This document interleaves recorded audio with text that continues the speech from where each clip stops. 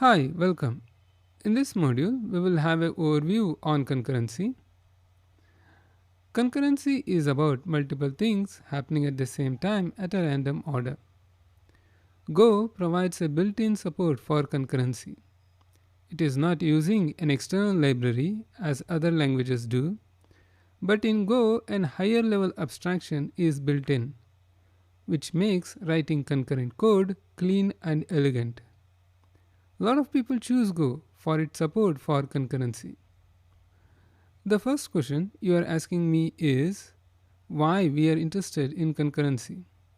Why we need to think about concurrency when implementing software systems. Let me take an example. This is a simple addition function. It takes a slice of integers as input. It loops over those integers, computes the sum, and returns the sum. If I pass a slice of millions of numbers of integers as input, then it's going to take some time to compute the sum. Can we think of the ways to make this function run faster? Let us see. This is my computing environment. I have a multi-core processor. When I run the add function to compute the sum of slice of millions of numbers, it's going to run on one core. The other cores are still idle. Can we make use of other cores to make our computation run faster? One way would be to divide the input slice into multiple slices and run the add function on each part of the slice in parallel on different cores. This way, we will be doing our computation in parallel, which could make it run faster. Let us see. Here we have the add function which runs sequentially. Here we have the concurrent version of the add function.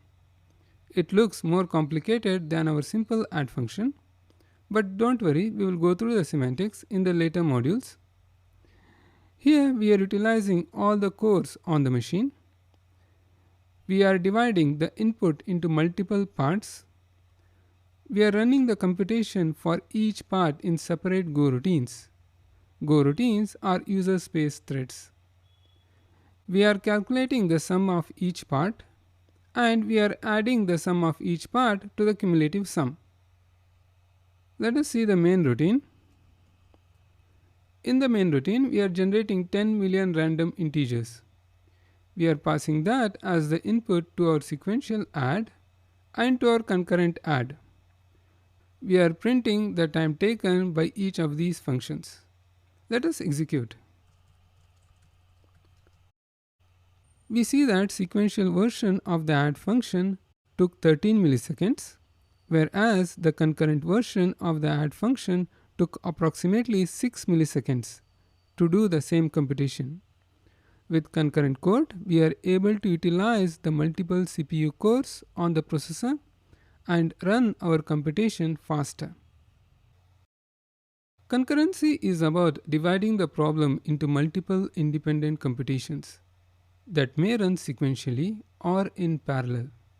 In either case, whether the computation is running sequentially or in parallel, the outcome needs to be the same.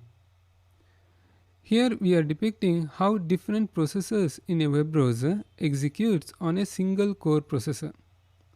The operating system's scheduler is allocating CPU for each of these processes, one at a time, for a short time slice.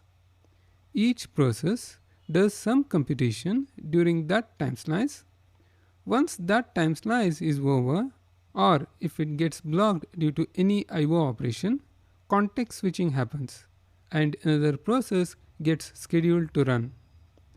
In this way, multiple processes are sharing CPU and executing in an interleaved fashion to make progress. Parallelism is the ability to execute multiple computations simultaneously. We need more than one CPU core to run the instructions in parallel. Concurrency enables parallelism.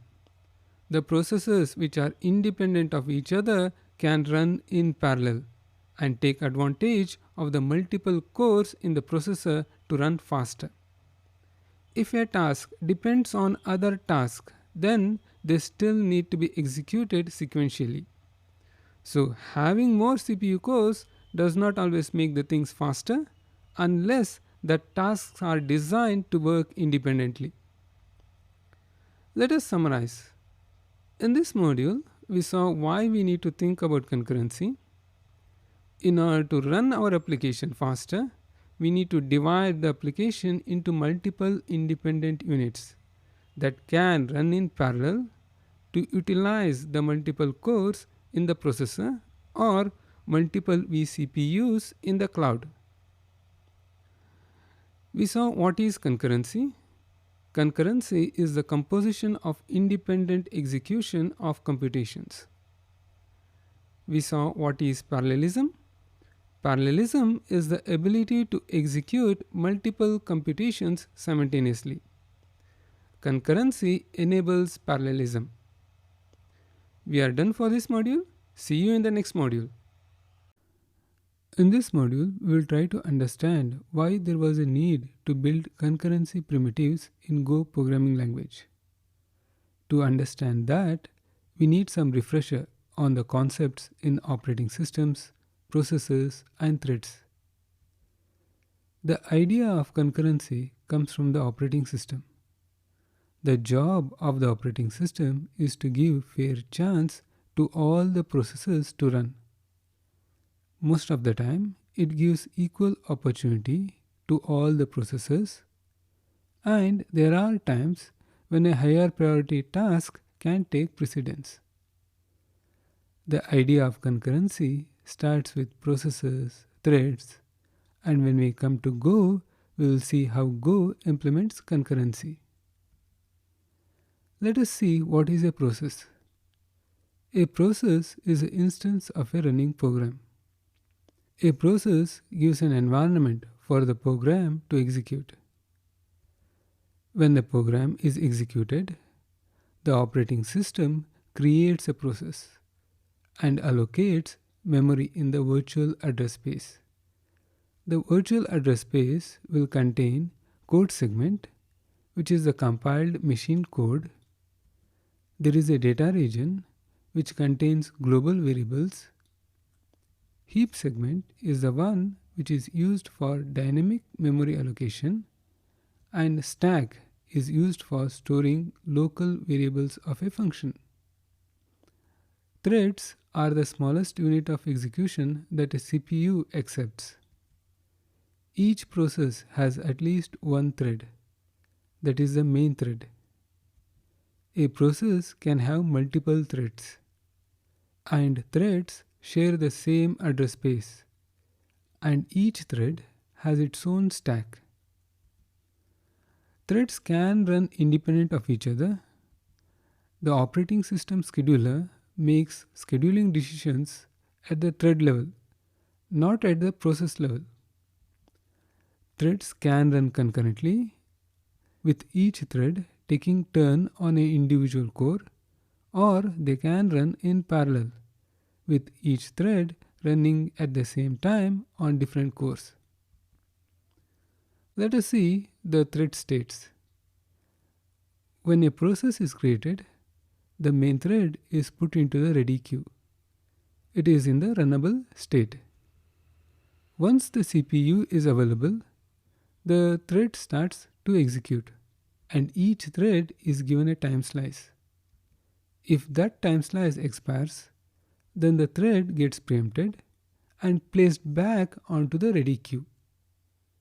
If the thread gets blocked due to an I/O operation like read-write on disk or network operation or waiting for an event from other processes, then it is placed in the waiting queue until the I/O operation is complete.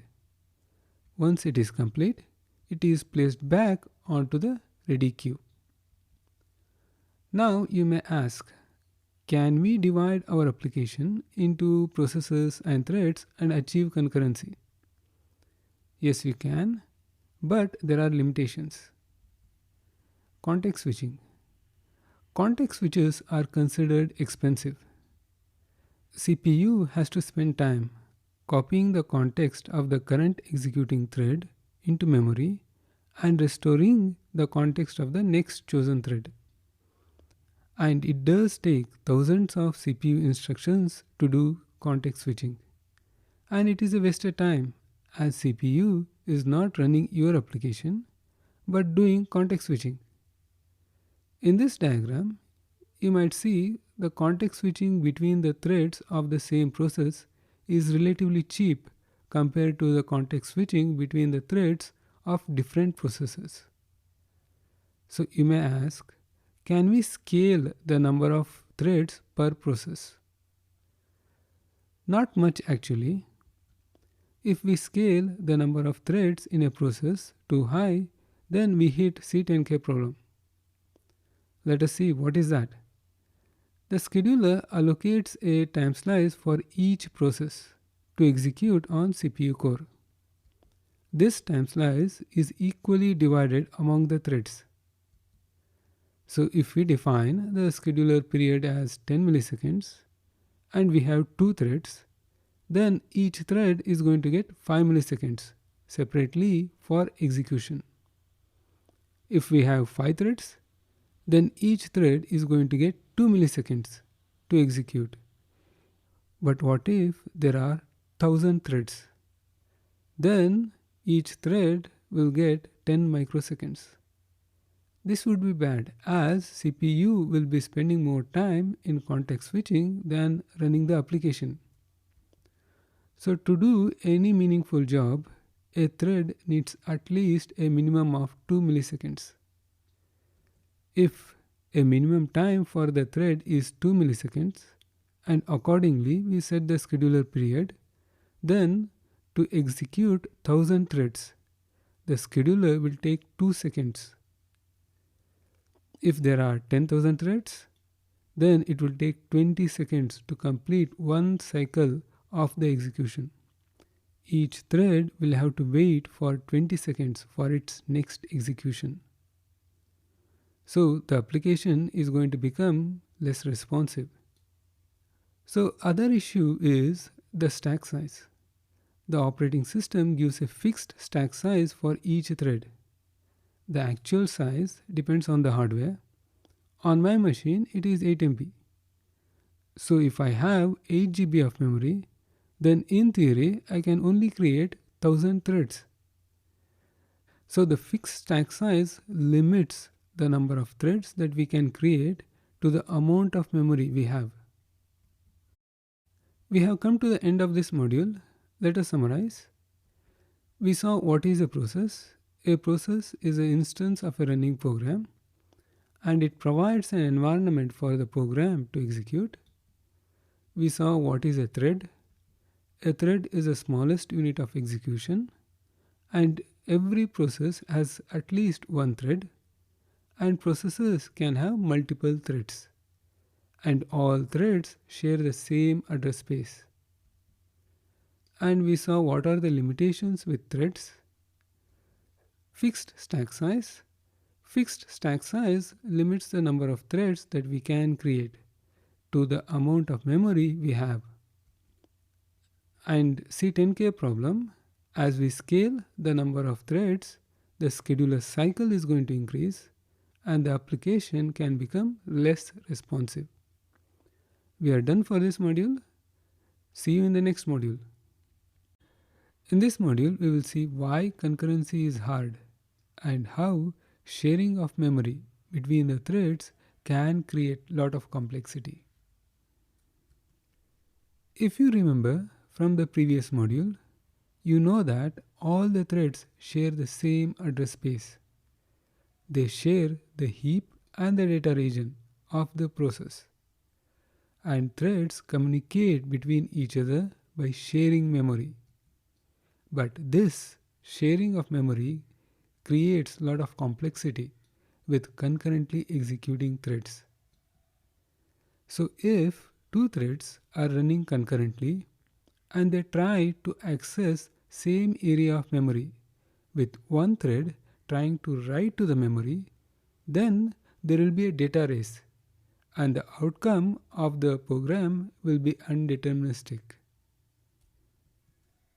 Let us consider an example where thread 1 and thread 2 are running concurrently.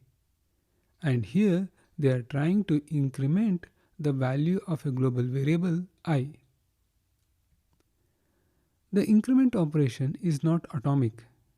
At the code level, it looks as a one statement, but in the context of the machine instructions, it involves retrieving the value of I from memory, incrementing the value of I, and storing the value of I to the memory.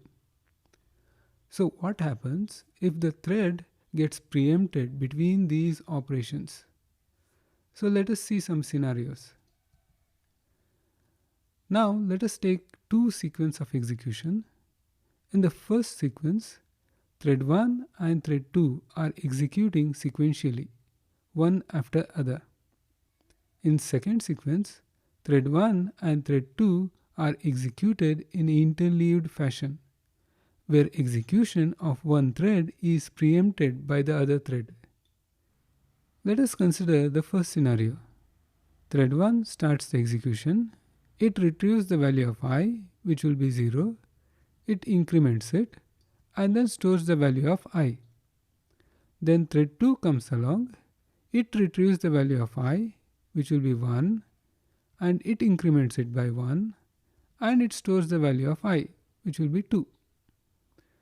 This is fine. Now let us consider the second scenario. Thread 1 starts the execution. It retrieves the value of I, which will be 0. Then it increments the value of I to 1. But before thread 1 can write the value of I to memory, it gets preempted. And thread 2 starts the execution. It retrieves the value of I, which will be 0. Then it increments it and it stores the value of I as 1. Now thread 1 comes along and it will store the value of I as 1. As you see, the value of I can be 2 or it can be 1, depending on how the threads are executing. So concurrent access to memory leads to undeterministic outcomes. So one way to handle this will be to use memory access synchronization tools. We need to guard the access to the shared memory so that a thread has an exclusive access at a time. And we need to force thread 1 and thread 2 to run sequentially to increment the value of I. We can do this by putting a lock around the increment operation. Putting a lock around the shared memory is a developer's convention. So anytime a developer wants to access the shared memory, they need to acquire the lock. And when they are done, they need to release the lock. If the developer does not follow this convention, then we have no guarantee of exclusive access. And it can always happen that some code can always sneak in which does not follow this convention, and we hitting race condition at some time. There are other problems, like locking actually reduces the parallelism, as locks force the threads to be executed sequentially. So the critical section where we access the shared memory becomes a bottleneck between the threads. The other problem is coding mistakes. Inappropriate use of locks can lead to deadlocks. Let us see an example. Here there are two threads executing concurrently. Thread 1 starts the execution. It takes a lock on resource v1. It gets preempted by thread 2. It takes a lock on resource v2. Now thread 1 comes along. It wants a lock on resource v2, but it is not available. So it goes into the waiting state. Now thread 2 comes along and it wants a lock on resource v1, but it is not available. So it also goes into waiting state. So as you see, this is a circular wait which leads to deadlock, and the application will just hang. So we have come to the end of this module. Let us summarize. So we saw why concurrency is hard. Sharing of memory between the threads creates complexity, and concurrent access to the shared memory can lead to race conditions and outcome can be undeterministic. Memory access synchronization tools actually reduces the parallelism and comes with its own limitations. We are done for this module.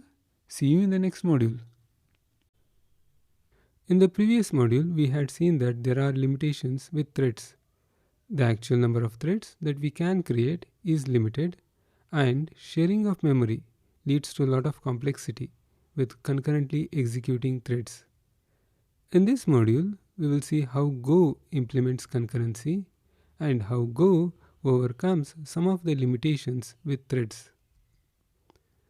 Concurrency in Go is based on the paper written by Tony Hoare, Communicating Sequential Processes, or CSP. The beauty of CSP is that it is very simple. It is based on three core ideas. Each process is built for sequential execution. Every process has a local state, and the process operates on that local state. If we have to transfer data from one process to another process, we do not share memory, but we communicate the data. We send a copy of the data over to other process. Since there is no sharing of memory, there would be no race condition or deadlocks.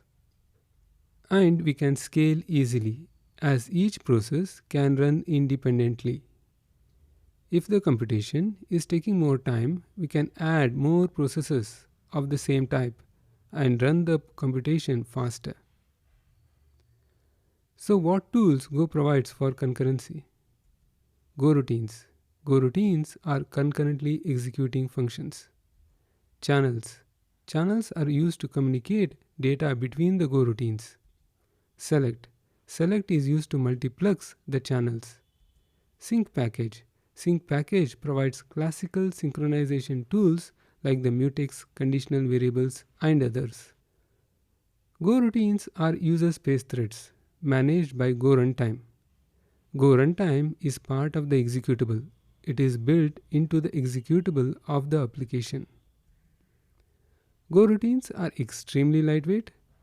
Goroutines starts with 2 KB of stack, which can grow and shrink as required.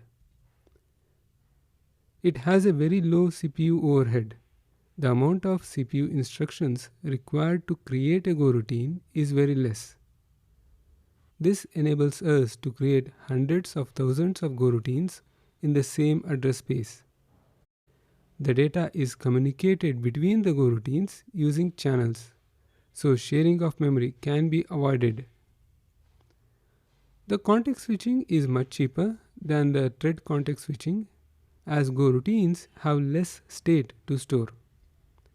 Go runtime can be more selective in what data is persisted, how it is persisted, and when persisting needs to occur. Go runtime creates OS threads. Goroutines runs in the context of the OS thread. This is important. Goroutines are running in the context of the OS threads. Okay? Many goroutines can execute in the context of the single OS thread. The operating system schedules the OS threads, and the Go runtime schedules multiple goroutines on the OS thread. For the operating system, nothing has changed. It is still scheduling the threads as it was. Go runtime manages the scheduling of the goroutines on the OS thread. So let us summarize. In this module, we saw what are goroutines.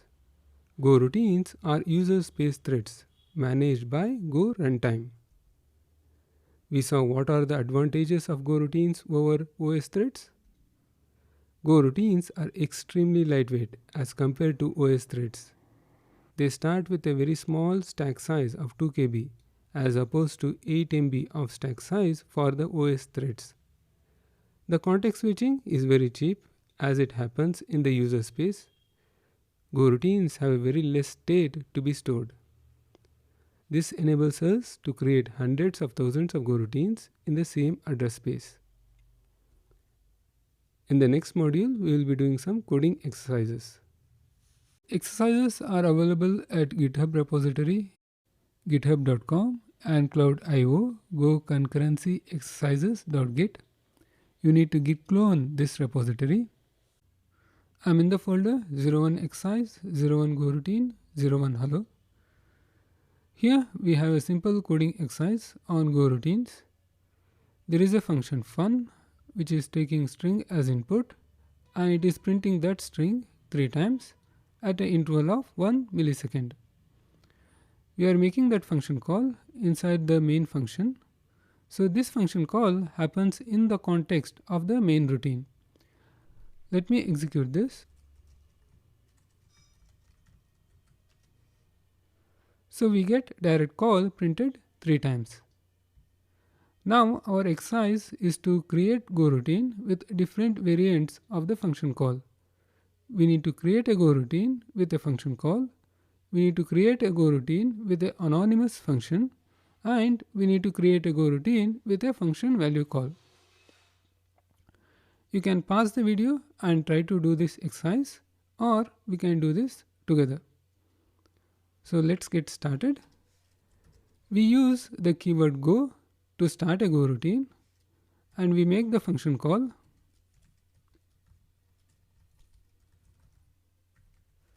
I am passing the string goroutine1. Let us execute this. Here we get the output from our main goroutine, but we did not get the output from our goroutine that we created from the function call. This is because the main routine finished its execution before the goroutine got the chance to execute.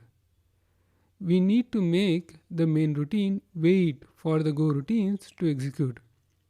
For now, we can add a sleep in the main routine to wait for the goroutines to run, but there is a better mechanism which we will see in the coming module. So we come down here and add a sleep.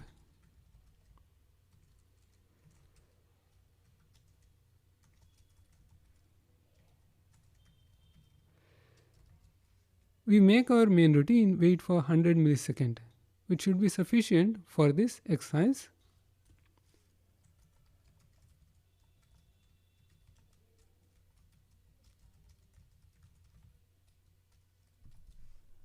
Let us execute now. The main routine executed, and then it is waiting for the goroutines to execute, and our goroutine was able to complete its execution. Let me start another goroutine with an anonymous function.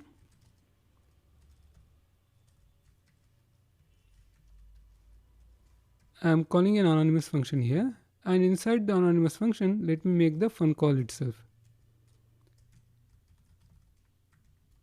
And I am passing the string goroutine2. Now we get the output from both of our goroutine, and the output is interleaved as the goroutines are executing concurrently. Let me create another goroutine with function value call. I am assigning the fun function value to fv, and we'll start a goroutine.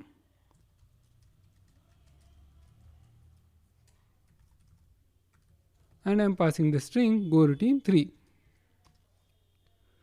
So here we get the output from all of our goroutine, and the output is interleaved as the goroutines are running concurrently. So this was a simple exercise to demonstrate different ways in which we can start goroutine.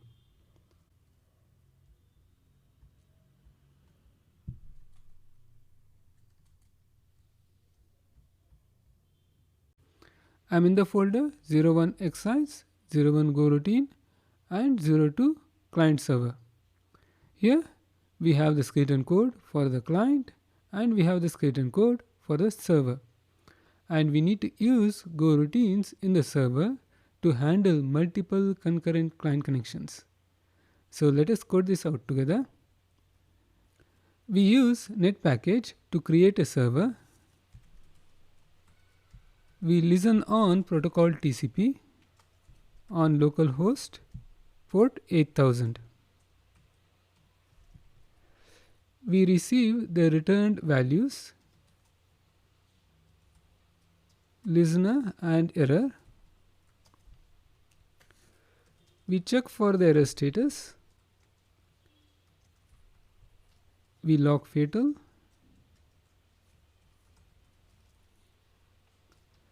We start an infinite loop to accept client connections.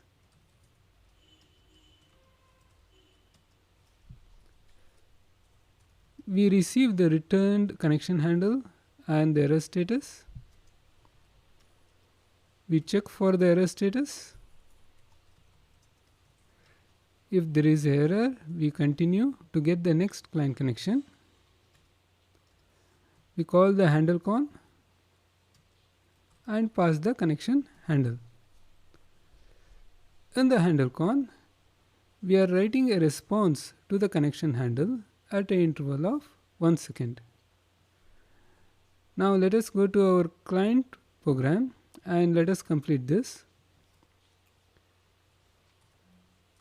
We use netdial to connect to a server. We are connecting on protocol TCP on localhost 8000, and we receive the connection handle. We check for the error status. We log fatal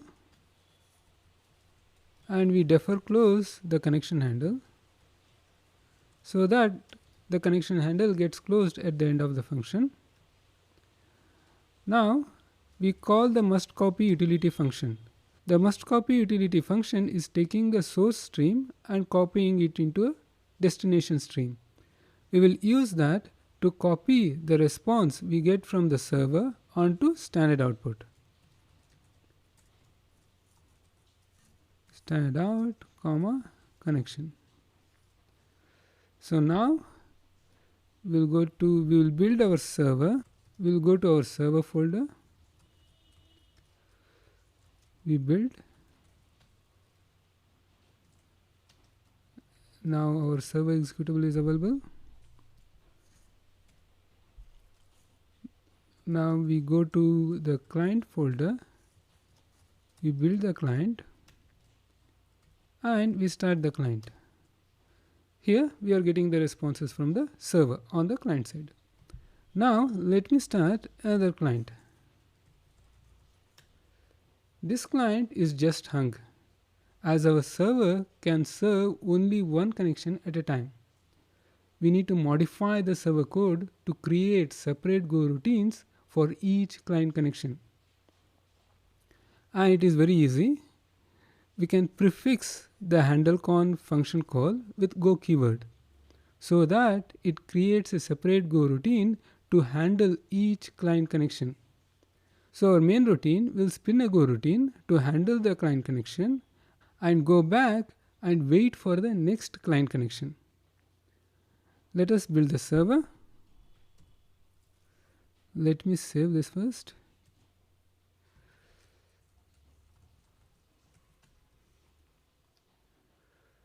Let me run the server. Let me run our first client. The first client is able to get the response from the server. Let me try the second client. Now the second client is also able to get the response from the server. So what did we do here? We used Goroutines in the server to handle multiple concurrent client connections. We are done for this exercise. In this module, we will look into weight groups in sync package. Can you predict what will be the output of this program? In the code snippet, we have a main routine and a Goroutine which run concurrently. Goroutine is incrementing the value of the data and main routine is checking if the data is still 0 and printing an output. One of the complexity to manage in concurrency is race condition. The race condition occurs when two or more operations must be executed in the correct order to produce the desired result. But the program has not been written so that that order is guaranteed to be maintained. Most of the time, the race condition is introduced due to developers thinking that the program executes in the order they are coded. In concurrent programs, that is not the case. In this code snippet, there is no guarantee that the Goroutine will be created and executed before main routine checks the value of the data. Goroutines are executed asynchronously from the main routine. The order in which the main routine and the Goroutine will execute is undeterministic. In this example, there are three possible outcomes. The first outcome can be nothing is printed if the sequence of execution is Goroutine gets scheduled before main routine checks the value of the data.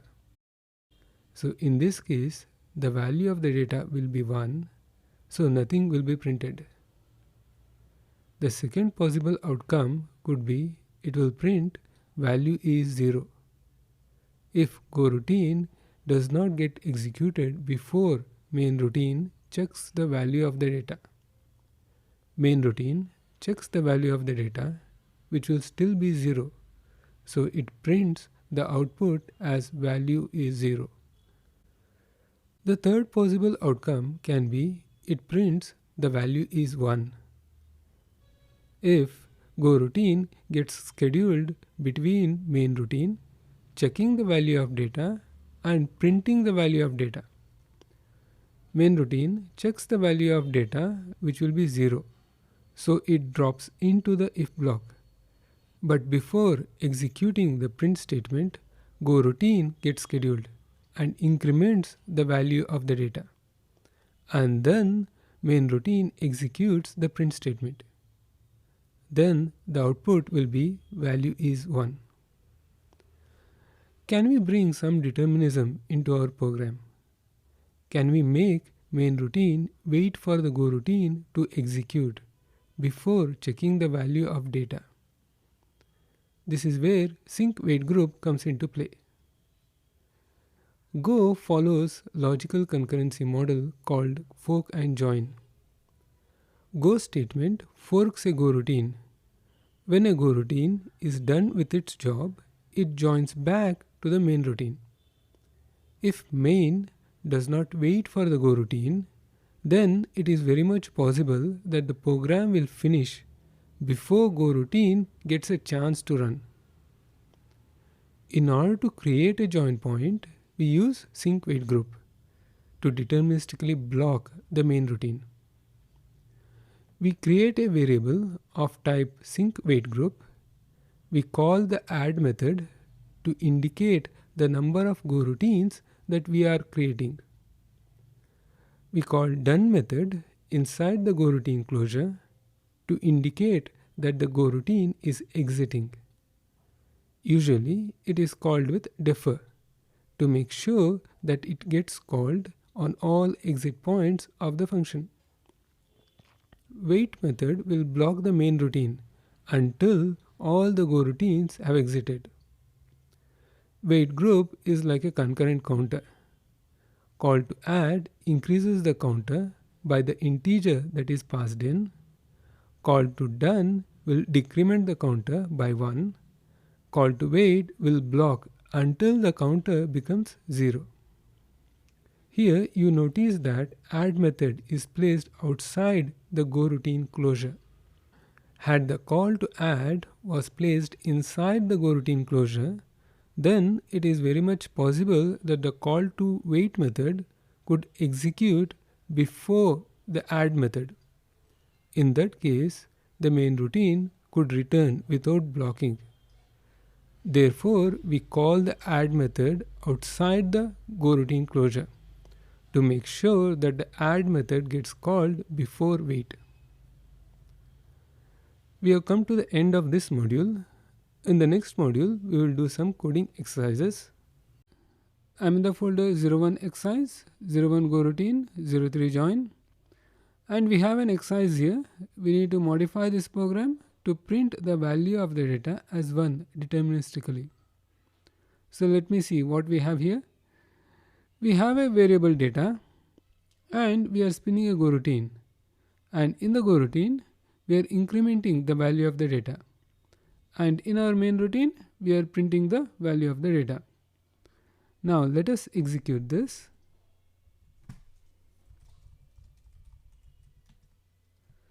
And we are getting the value of the data as 0. This is because main routine executed the print statement before Goroutine got the chance to run. So let us use sync wait group to deterministically block the main routine. We create a variable of type sync wait group, and to the wait group we add the number of Goroutines that we are creating, and inside the Goroutine we call wait group done, and this method gets executed at the end of the Goroutine. And in our main routine we call wait group wait. So let me execute this again. Now we are getting the value of the data as 1, as main routine waited for the Goroutine to execute and increment the value of the data. So in this exercise we used wait group to deterministically block the main routine, allowing the Goroutines to execute. In this module we will look into Goroutines and closures. Goroutines executes within the same address space they are created in. They can directly modify the variables in the enclosing lexical block. This enables developers to write Goroutines within the lexical block of the enclosing function as a sequential code. Go compiler and the runtime takes care of pinning the variable, moving the variable from stack to heap to facilitate Goroutines to have access to the variable even after the enclosing function has returned. In the next module, we will be doing some coding exercise. I am in the folder 01 exercise, 01 Goroutine, 05 closure. We have an exercise here. We need to run the program and check that variable I was pinned for access from Goroutine even after the enclosing function returns. So let us see what we have here. We have a function, and inside function we have a local variable. We are spinning a Goroutine and we are returning from the function. Inside the Goroutine, we are accessing the local variable of the function, and we are incrementing its value, and we are printing the value. In the main routine, we are calling the function and we are waiting for the Goroutines to execute. Let me run this program.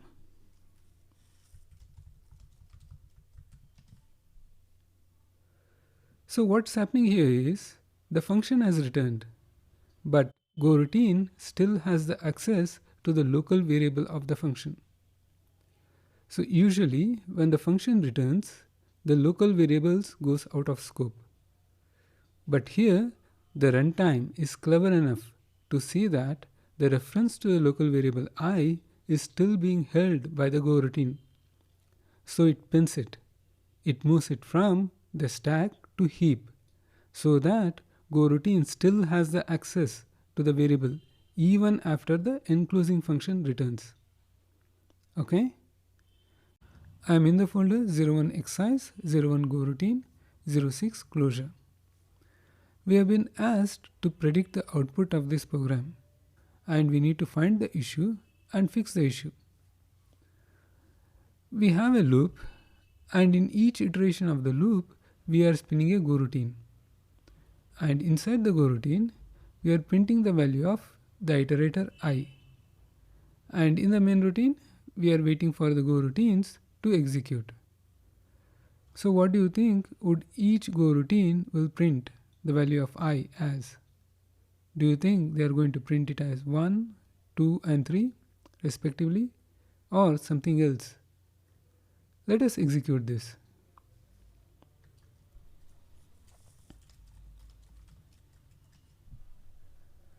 They are all printing the value of I as 4. This is because by the time Goroutine got the chance to run, the value of I had already been incremented to value 4. Now how can we fix that? We need to pass the value of I as a parameter to the Goroutine function so that Goroutine operates on the input that is being passed to it. So we need to pass the value of I as a parameter here. Now let us try to execute. Now it's going to print 1, 2, 3. Here the order depends on the order of the execution of the Goroutines. So in this exercise, what we learned was Goroutines operate on the current value of the variable at the time of their execution. If we want the Goroutines to operate on a specific value, then we need to pass that as an input to the Goroutine. Okay? In this module and in the next couple of modules, we will have a deep dive into Go Scheduler and see how Go Scheduler works underneath.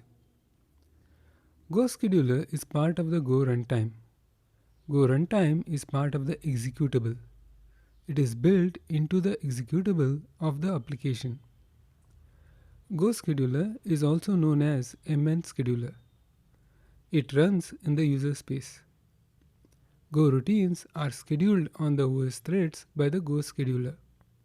So a Goroutine runs in the context of the OS threads. Go runtime creates a number of worker OS threads equal to Go max proc environment variable value. The default value is the number of processors on the machine. So if we have 4 cores, then 4 OS threads will be created. If you have 8 cores, then 8 OS threads will be created. It is the responsibility of the Go Scheduler to distribute runnable Goroutines over multiple OS threads that are created. At any time, n Goroutines could be scheduled on m OS threads that runs on at most Go max proc number of processors. As of Go 1.14, the Go Scheduler implements asynchronous preemption. It used to be cooperative scheduler, but then question came, what happens when a long-running Goroutine just hogs onto the CPU? Other Goroutine could just get blocked. So that's the reason why asynchronous preemption was implemented. So in asynchronous preemption, what happens is a Goroutine is given a time slice of 10 milliseconds for execution. When that time slice is over, Go Scheduler will try to preempt it. This provides other Goroutines the opportunity to run even when there are long-running CPU-bound Goroutines scheduled. Similar to threads, Goroutines also have states. When it is created, it will be in runnable state, waiting in the run queue. It moves to the executing state once the Goroutine is scheduled on the OS thread. If the Goroutine runs through its time slice, then it is preempted and placed back into the run queue. If the Goroutine gets blocked on any condition, like blocked on channel, blocked on a syscall, or waiting for a mutex lock, then they are moved to waiting state. Once the IO operation is complete, they are moved back to the runnable state. Now we will look into different elements involved in Go scheduling. For a CPU core, Go runtime creates a OS thread, which is represented by the letter M. OS thread works pretty much like POSIX thread. Go runtime also creates a logical processor, P, and associates that with the OS thread M. The logical processor holds the context for scheduling, which can be seen as a local scheduler running on a thread. G represents a Goroutine running on the OS thread. Each logical processor P has a local run queue, where runnable Goroutines are queued. Here it is depicted by the colored circles. There is a global run queue. Once the local run queue is exhausted, the logical processor will pull Goroutines from global run queue. When new Goroutines are created, they are added to the end of the global run queue. Let us see a context switch. Goroutine G1 has reached a scheduling point. Then the logical processor will pop a Goroutine from its local run queue, in this case G2, and sets the stack and the instruction pointer for the Goroutine G2 and begins running that Goroutine. The previously running Goroutine G1 is placed back into the local run queue. As you see, there is no change as far as the OS is concerned. It is still scheduling the same OS thread. The context switching between the Goroutines is managed by the logical processor. There is a one-to-one mapping between OS thread and the logical processor.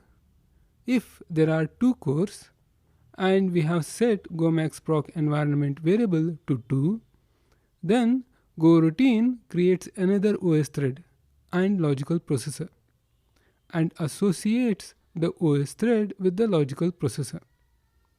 And Goroutines can be scheduled on the second OS thread. We are done for this module. Let us summarize. We saw how Go scheduler works. Go runtime has a mechanism known as MN scheduler, where n Goroutines could be scheduled on m OS threads that run on at most Go maxproc number of processors. As of Go 1.14, Go scheduler implements asynchronous preemption, where each Goroutine is given a time slice of 10 milliseconds for execution. We saw what are the components of Go scheduler. OS thread is represented by the letter M. P is the logical processor, which manages scheduling of Goroutines. G is the Goroutine, which includes the scheduling information like stack and instruction pointer. Local run queue is where runnable Goroutines are queued. When a Goroutine is created, they are placed into the global run queue. We are done for this module. In the next module, we will look into context switching. In this module, we will see context switching caused due to synchronous system call. What happens in general when a Goroutine makes a synchronous system call, like reading or writing to a file with sync flag set? There will be a disk I/O to be performed, so synchronous system call will block for I/O operation to complete, due to which the OS thread can be moved out of the CPU and placed in the waiting queue for the disk I/O to complete. So we will not be able to schedule any other Goroutine on that thread. The implication is that synchronous system call can reduce parallelism. So how does Go scheduler handles this scenario? Let us see. Here Goroutine G1 is running on OS thread M1. G1 is going to make a synchronous system call, like reading on a file, that will make the OS thread M1 to block. Go scheduler identifies that G1 has caused OS thread M1 to block. So it brings in a new OS thread, either from the thread pool cache, or it creates a new OS thread if a thread is not available in the thread pool cache. Then Go scheduler will detach the logical processor P from the OS thread M1 and moves it to the new OS thread M2. G1 is still attached to the old OS thread M1. The logical processor P can now schedule other Goroutines in its local run queue for execution on the OS thread M2. Once the synchronous system call that was made by G1 is complete, Then it is moved back to the end of the local run queue on the logical processor P. And M1 is put to sleep and placed in the thread pool cache so that it can be utilized in the future when the same scenario needs to happen again. So let us summarize. We saw how context switching works when a goroutine calls a synchronous system call. When a goroutine makes a synchronous system call, GoScheduler brings a new OS thread from thread pool cache and it moves the logical processor to the new thread. Goroutine that made the system call will still be attached to the old thread. Other goroutines in the local run queue are scheduled for execution on the new thread. Once the system call returns, the goroutine which made the system call is moved back to the local run queue of the logical processor and old thread is put to sleep. We are done for this module. In the next module, we will see context switching due to asynchronous system call. In this module, we will look into context switching due to asynchronous system calls like the network system call or the HTTP API call. What happens when a asynchronous system call is made? Asynchronous system call happens when the file descriptor that is used for doing network I/O operation is set to non-blocking mode. If the file descriptor is not ready, for example, if the socket buffer is empty and we are trying to read from it, or if the socket buffer is full and we are trying to write to it, then the read or the write operation does not block but returns an error. And the application will have to retry the operation again at a later point in time. So this is good, but it does increases the application complexity. The application will have to create an event loop and set up callbacks, or it has to maintain a table mapping the file descriptor and the function pointer, and it has to maintain a state to keep track of how much data was read last time or how much data was written last time. And all these things does add up to the complexity of the application. And if it is not implemented properly, then it does make the application bit inefficient.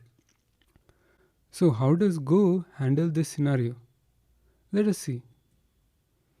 Go uses netpolar. There is an abstraction built in syscall package. Syscall package uses netpolar to convert asynchronous system call to blocking system call. When a goroutine makes an asynchronous system call and the file descriptor is not ready, then the Go scheduler uses netpolar OS thread to park that goroutine. The netpolar uses the interface provided by the operating system like epoll on Linux, KQ on Mac OS, or IOCP on Windows to poll on the file descriptor. Once the netpolar gets a notification from the operating system, it in turn notifies the goroutine to retry the I/O operation.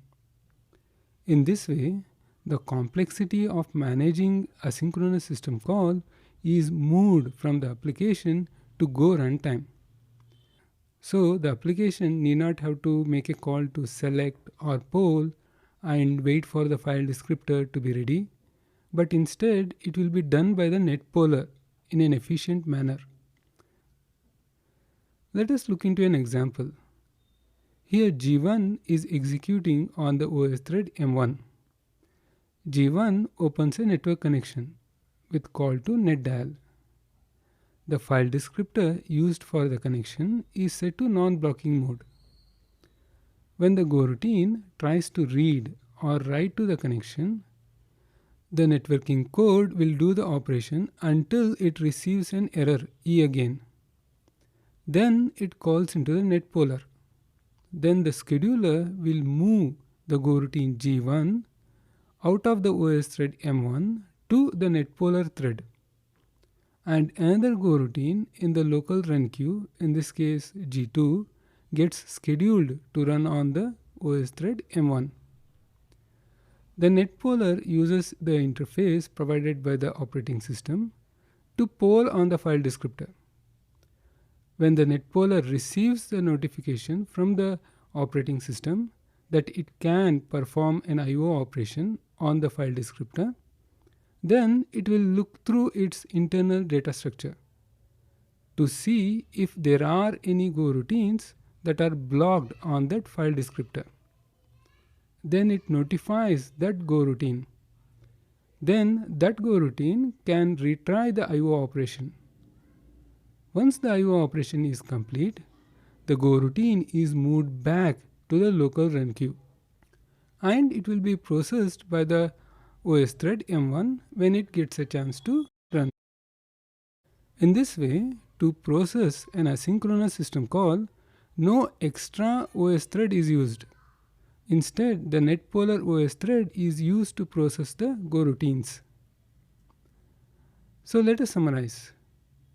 So in this module, we saw what happens when a Goroutine makes an asynchronous system call.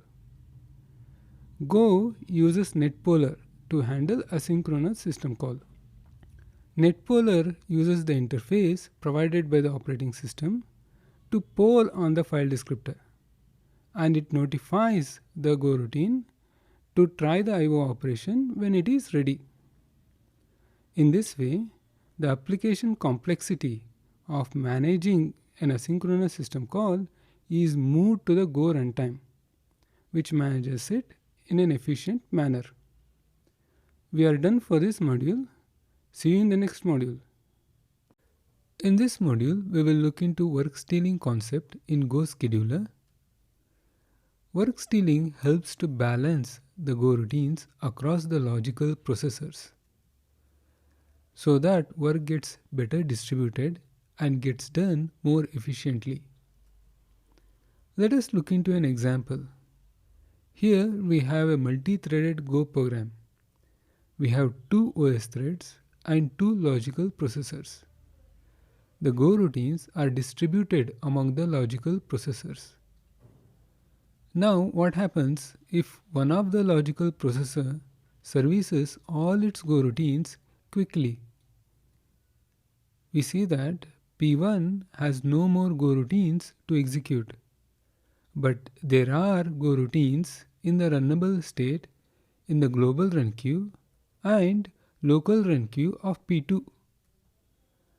The work stealing rule says that if there are no Goroutines in the local run queue, then try to steal from other logical processors.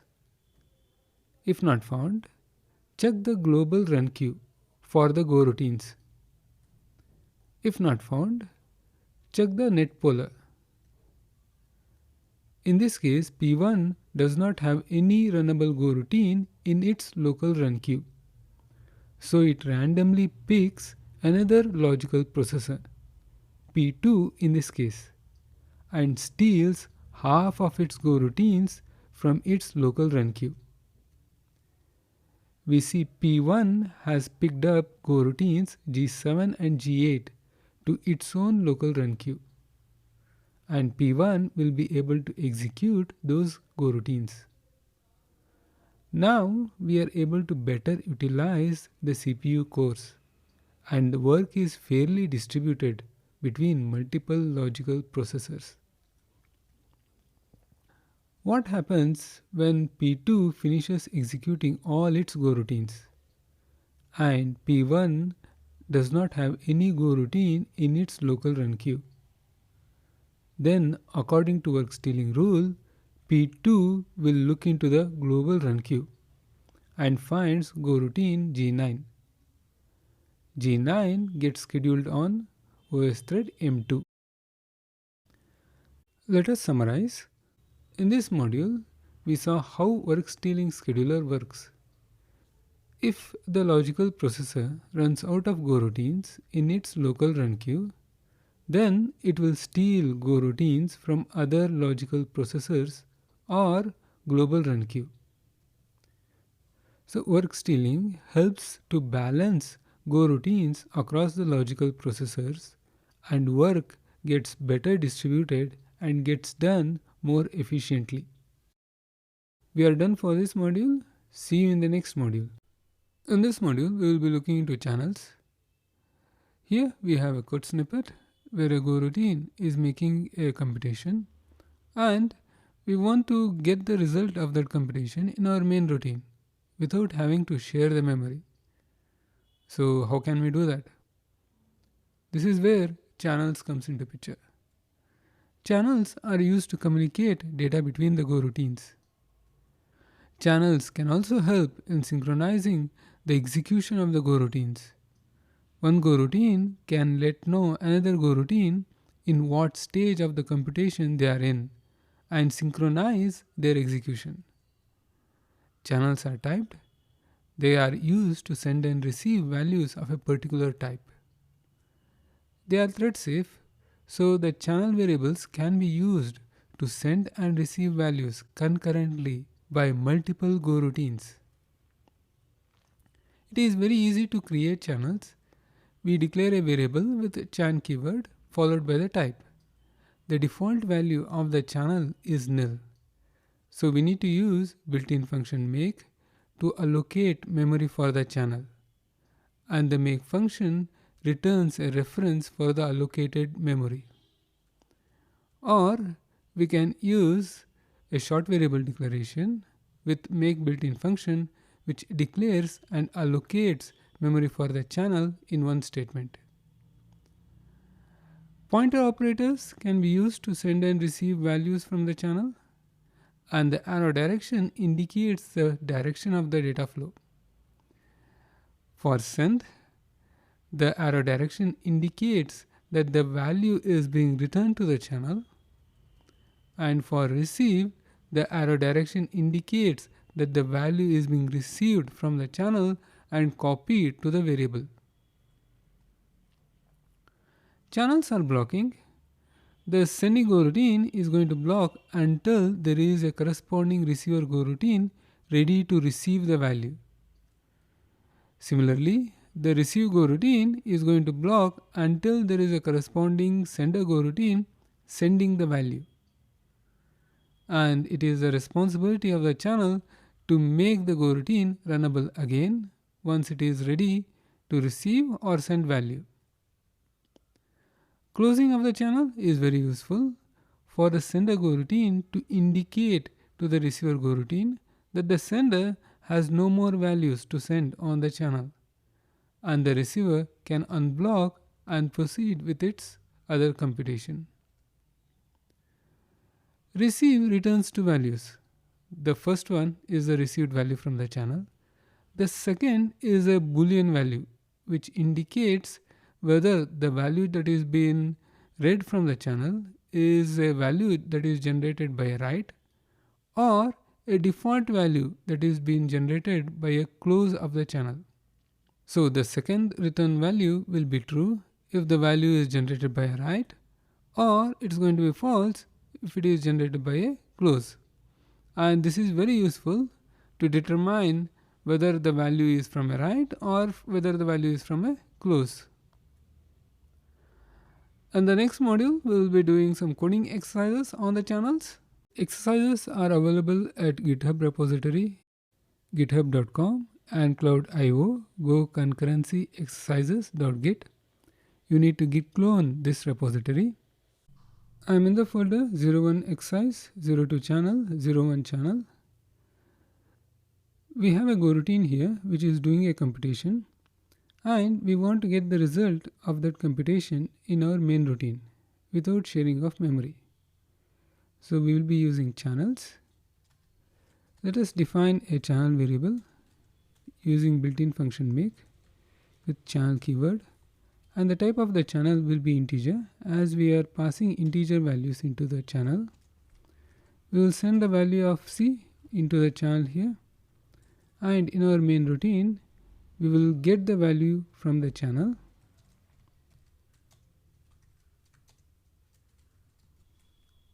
and we will print the value that we received from the channel.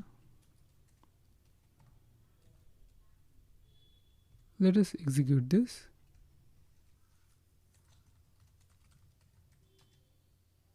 And we get the result of the computation.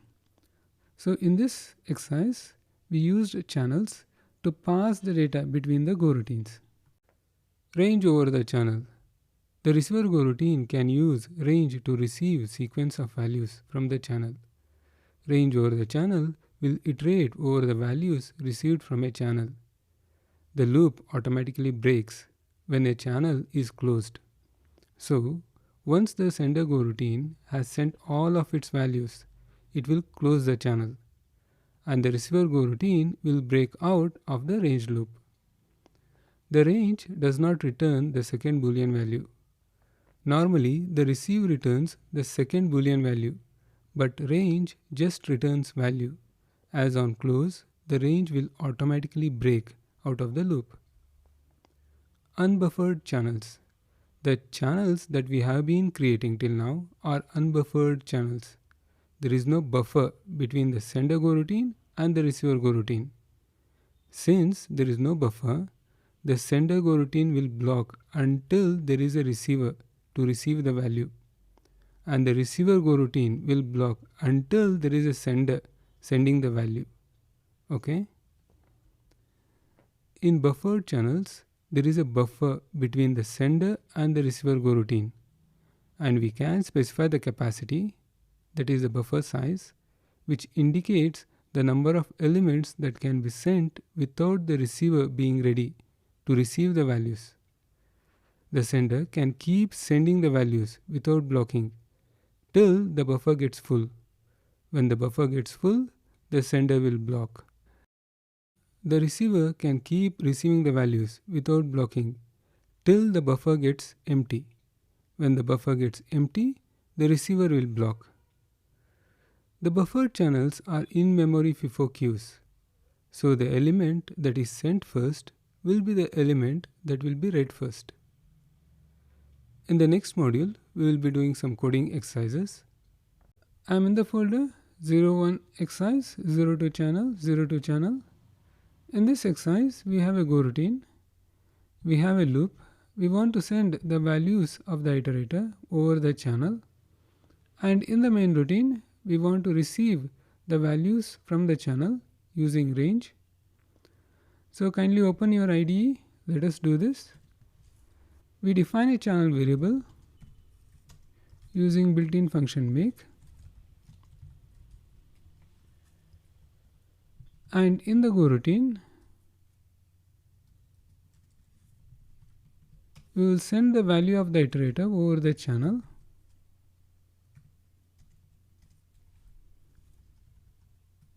and in our main routine, we will receive the values using range,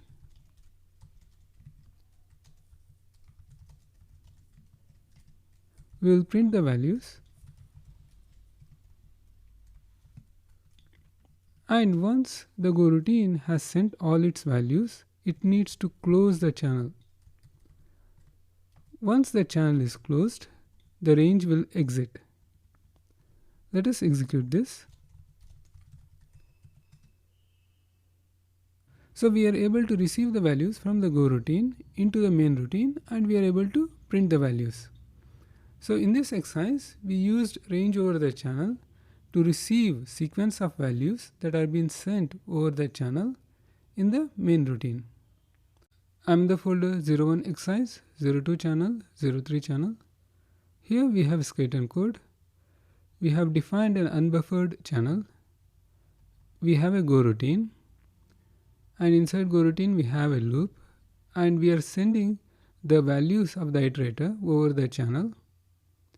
In our main routine, we are receiving the values that are sent on the channel using range, and we are printing the values received on the channel. Our exercise is to send all the iterator values on the channel without blocking. So we need to use buffered channel, and we need to set the capacity equal to the number of elements that we want to send without blocking. In this case, it is 6, as we want to send 6 values on the channel without blocking. Let us execute this.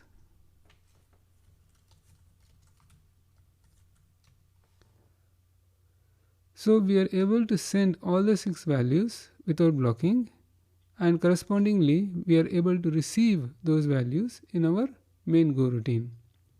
So in this exercise we used buffer channels to buffer the values between the sender Goroutine and the receiver Goroutine. When using channels as function parameters, you can specify if the channel is meant only to send or only to receive values. And this specificity will help us to increase the type safety of the programs. In the below example, in is a receive only channel. Note the syntax. It's a pointer operator followed by the chan keyword. And out is a send only channel. And the syntax is chan keyword followed by the pointer operator. In this example, the ponk function can use in only to receive values. It cannot use this channel to send values. If it tries to send values on this channel, the compiler is going to report an error. Okay? So in this way, we can control what operations that the function can do with the channels that are passed as parameters. In the next module, we will do coding exercises. I am in the folder 01 exercise, 02 channel, 04 channel. Here we need to implement relaying of the message with channel direction. We need to create channel 1 and channel 2. We need to spin Goroutine for gen message and relay message. In gen message, we send a message on channel 1. In relay message, we receive the message on channel 1 and we will send that on channel 2. And in our main routine, we receive the message on channel 2. So kindly open your IDE. Let us do this together. I am defining channel 1 using built-in function make chan, and our channels will be of type string. And I am defining channel 2. Now I am spinning Goroutine for gen message. And I am passing channel 1 as input. Now I am starting Goroutine for relay message and I am sending inputs as channel 1 and channel 2. In the gen message, we need to specify the function parameter. Channel 1 is only supposed to send the message. So we specify it as send only channel. And this will be the syntax. And we will send a message on channel 1 message, and on relay message channel 1 we need to use only to receive message. So the syntax will be pointer operator followed by the chan keyword and the type is string, and chan 2 we are supposed to only use to send value on the channel. So the syntax will be chan followed by the pointer operator. So let us receive value on channel 1 and let us send that in turn to channel 2.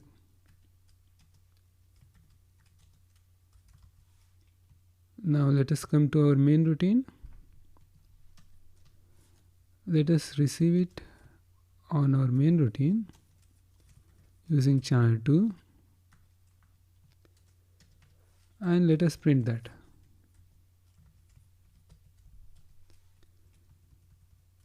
Let us execute this. So in this exercise, what we did was we were able to send a message from gen message Goroutine, and the relay message Goroutine relayed the message to our main Goroutine, and we were able to print that out. So in this exercise, what we did was we constrained the function, what it can do with the channel, by specifying the channel direction. For example, we cannot use channel 1 for receive. If we try to do that, then the compiler is going to throw an error saying that it is an invalid operation. We cannot receive on a send only channel.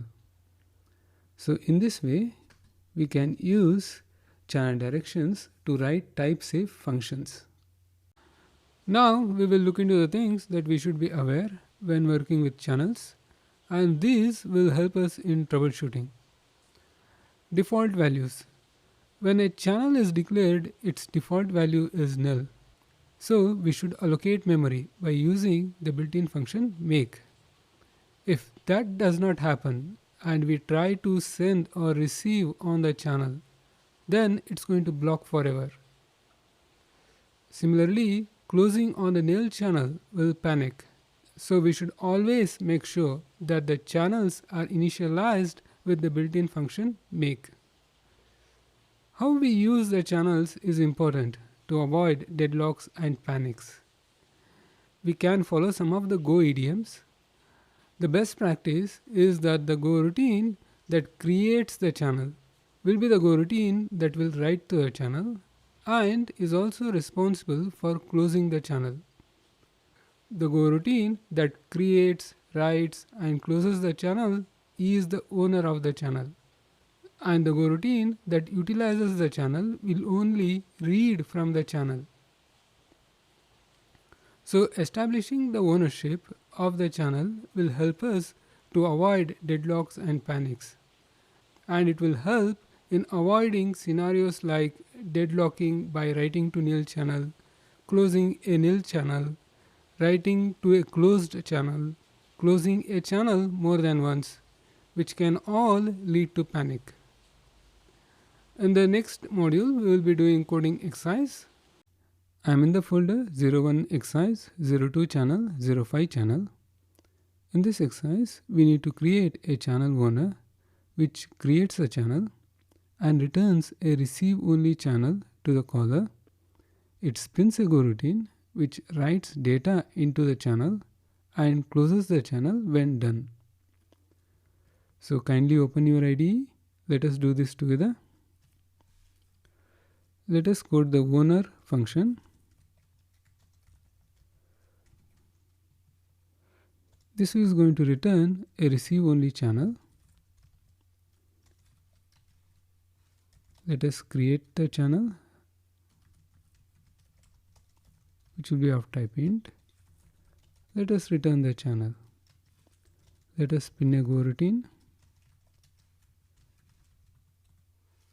and let us defer close the channel here so that the channel gets closed at the end of the Goroutine. We will send a series of values over the channel.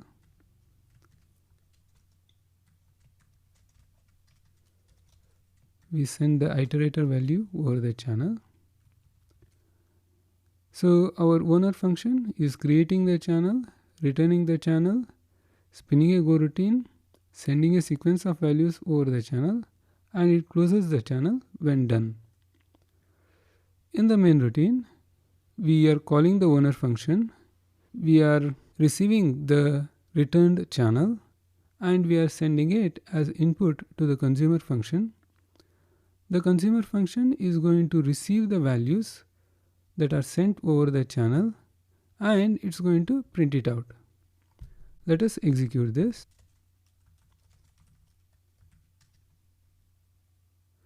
So we are able to receive the values that are sent on the channel. So in this exercise, what we did was we created a channel owner which is responsible for creating the channel and writing to the channel, and it is also responsible for closing the channel. In this module and in next couple of modules, we will try to understand the mechanics behind channels, how channels work, and how send and receive works underneath. We use built-in function make to create channels.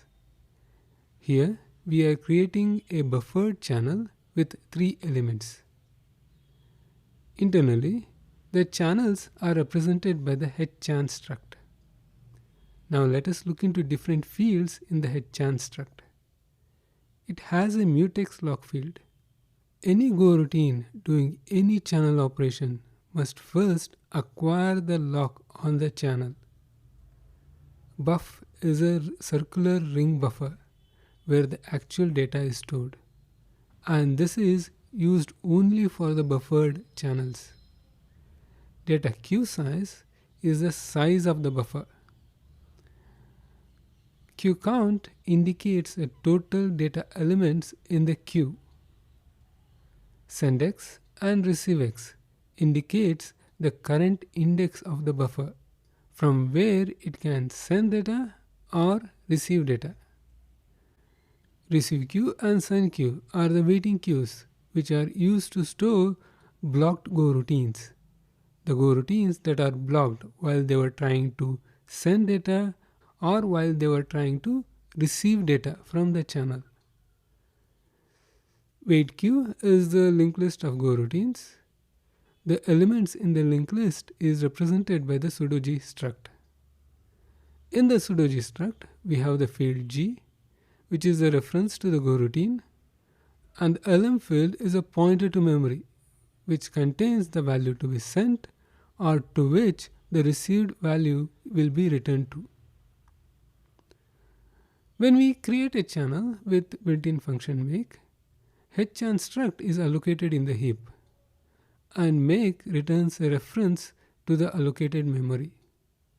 And since ch is a pointer, it can be sent between the functions which can perform send or receive operation on the channel. This is the runtime values of hchan struct. Buff is been allocated a ring buffer and data queue size is set to 3. This value comes from the parameter that is being passed to the make function, and current queue count is 0 as no data has been enqueued yet. So in this module, we looked into how channels are represented, and in the next module, we will look into how send and receive on a buffered channel works. Let us now look into what happens when we do a send or a receive on a buffered channel. In this code snippet, we have two Goroutines. Goroutine G1 is sending a sequence of values into the channel, and Goroutine G2 is receiving the sequence of values by ranging over the channel.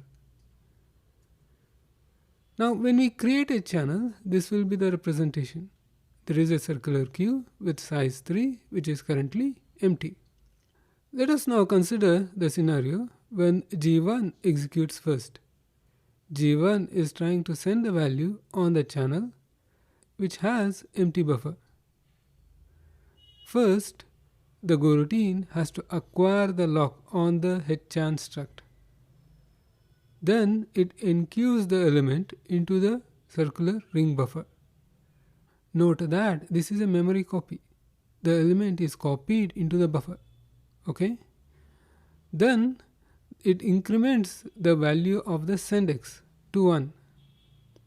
Then it releases the lock on the channel and proceeds with its other computation. Now G2 comes along and tries to receive the value from the channel. First, it has to acquire the lock on the hchan struct. Then it dequeues the element from the buffer queue and copies the value to its variable v. And it increments the receive index by 1 and releases the lock on the channel struct and proceeds with its other computation. This is a simple send and receive on a buffered channel.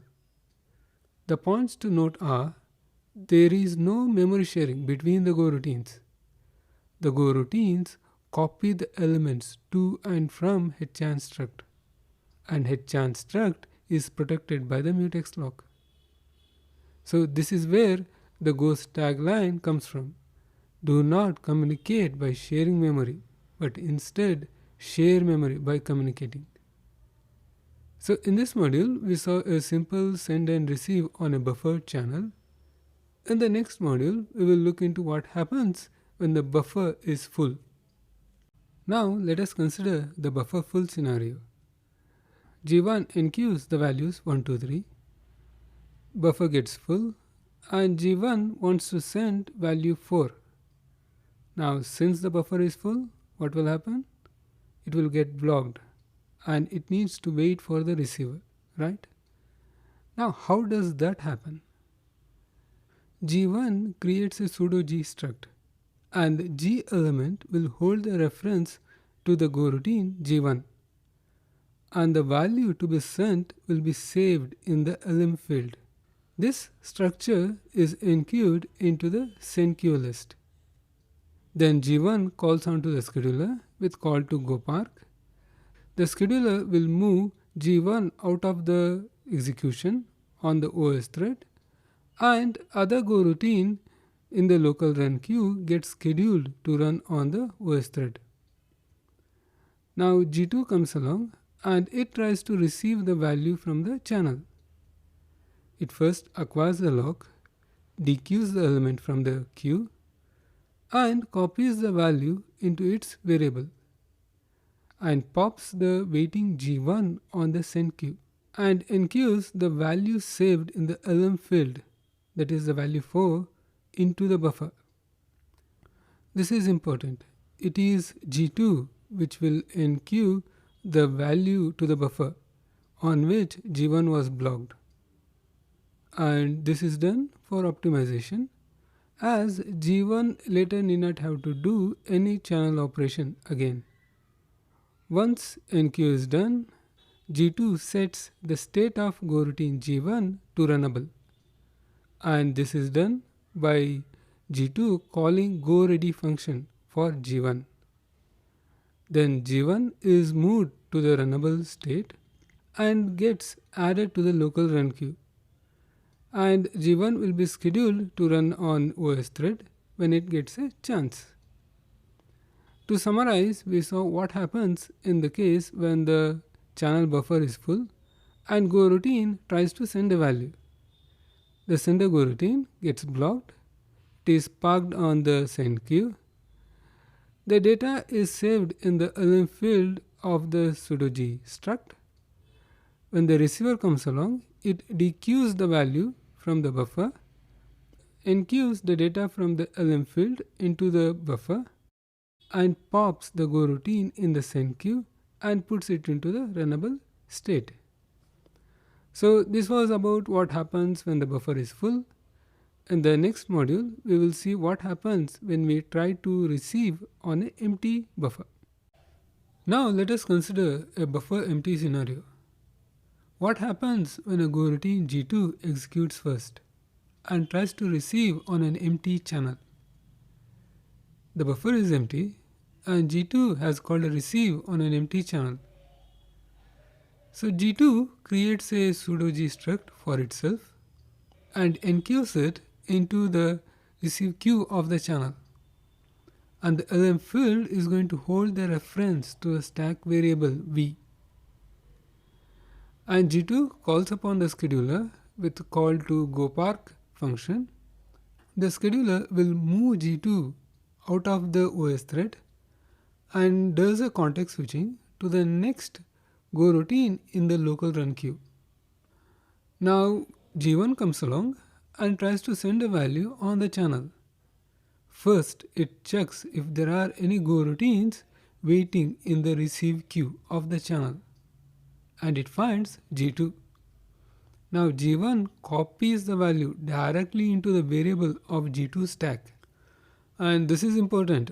G1 is directly accessing the stack of G2 and writing to the variable in the G2 stack.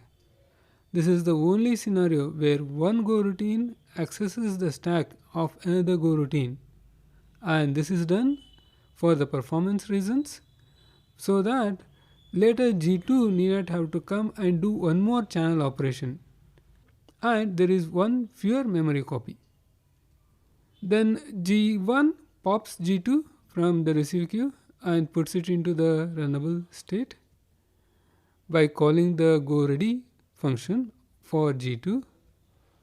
Now G2 moves back to the local run queue and it will get scheduled on the OS thread M1 when it gets a chance to run. Now what we saw here? We saw the buffer empty scenario. So when a Goroutine calls the receive on an empty buffer, the Goroutine is blocked and parked into the receive queue. The lm field in the pseudo-g struct holds the reference to the stack variable of the receiver goroutine.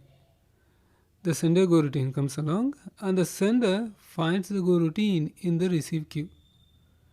And the sender goroutine copies the data directly into the stack variable of the receiver goroutine and pops the receiver goroutine in the receive queue and puts it into the runnable state. This was about what happens when the receive is called on the empty buffer. In the next module, we will look into send and receive on the unbuffered channel. In this module, we will look into send and receive on unbuffered channels. Let us see send on an unbuffered channel. When the sender goroutine wants to send values on the channel, if there is a corresponding receiver goroutine waiting in the receive queue, then the sender will write the value directly into the receiver goroutine's stack variable. The sender goroutine will then put the receiver goroutine back to the runnable state. If there is no receiver goroutine in the receive queue, then the sender gets parked into the send queue and the data is saved in the lm field in the pseudo-g struct. When the receiver comes along, it copies the data and puts the sender back to the runnable state. This was about what happens when we do a send on an unbuffered channel. Now let us see what happens when we do a receive on an unbuffered channel. The receiver goroutine wants to receive value on the channel.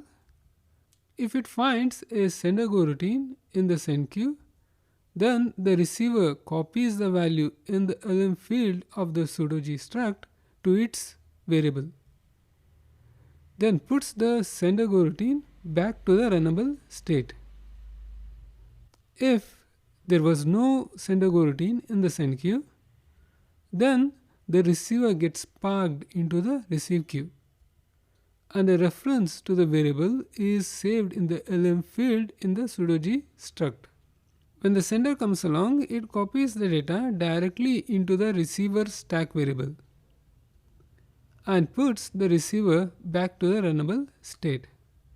So this is what happens on the receive on the unbuffered channel. Till now, we saw internal working of the channels. What happens when a channel is created? What happens when we do send or receive on a channel? Let us summarize. HChan struct represents the channel. It contains circular ring buffer and mutex lock. The goroutines have to acquire the mutex lock to do any channel operation. When a goroutine gets blocked on send or a receive, then they are parked in the send queue or the receive queue. Go scheduler moves the blocked goroutines out of the OS thread. Once the channel operation is complete, goroutines are moved back to the local run queue. This was all about how channel send and receive works.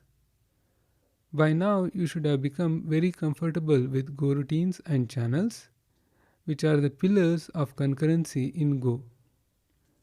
We are done for this module. See you in the next module. In this module, we will look into select. Here is our scenario. Goroutine G1 has spawned two goroutines, G2 and G3, and has given them a task to do. Now the question is, in what order are we going to receive the results from these two goroutines? Are we going to receive from G2 first and then G3, or G3 first and then G2? What if G3 executes faster in some instances and returns the result faster, and G2 executes faster in other instances and returns the results faster? So the question is, can we do the operation on the channel whichever is ready and not worry about the order? And this is where select comes into play. Select is like a switch statement. Each case statement specifies a send or a receive on some channel, and it has an associated block of statements. Each case statement is not evaluated sequentially, but all channel operations are considered simultaneously to see if any of them is ready, and each case has an equal chance of being selected. Select waits until some case is ready to proceed. If none of the channels are ready, the entire select statement is going to block until some case is ready for the communication. When one channel is ready, then it performs the channel operation and executes the associated block of statements.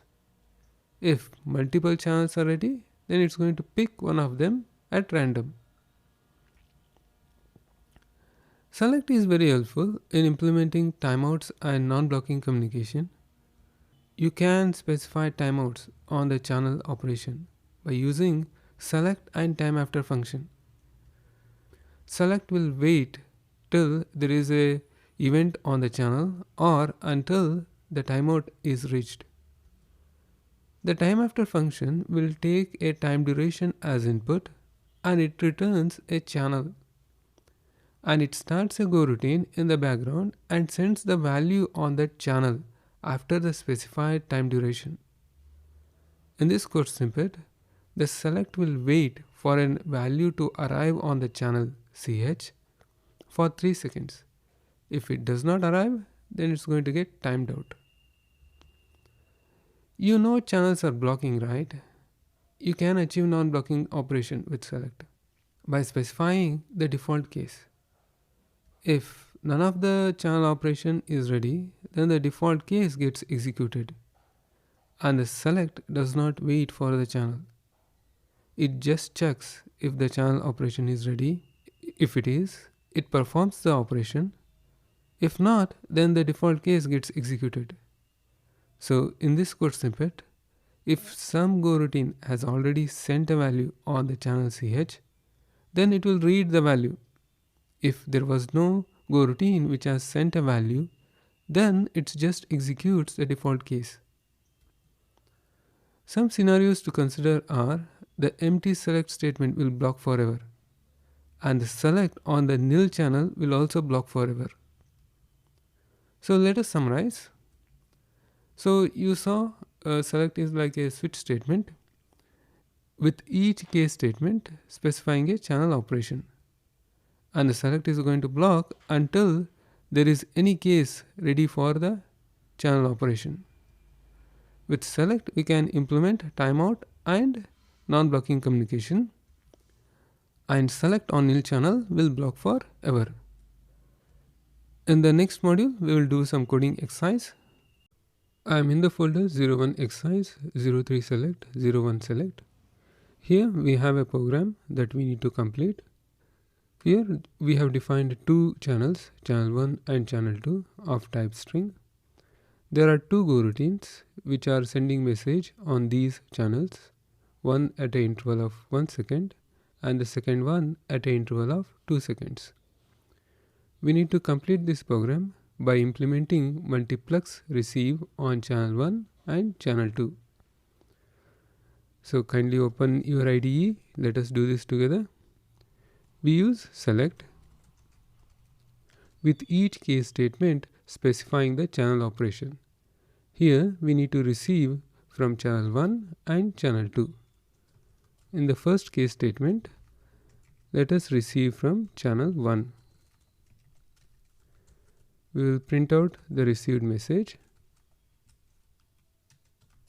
and in the second case statement we will receive from channel 2, and we will print the message received. We need to receive two messages, so we need to run select in a for loop.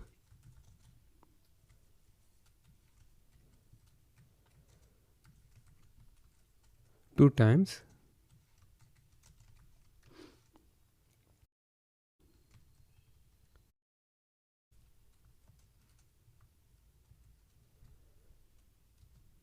Let us execute this.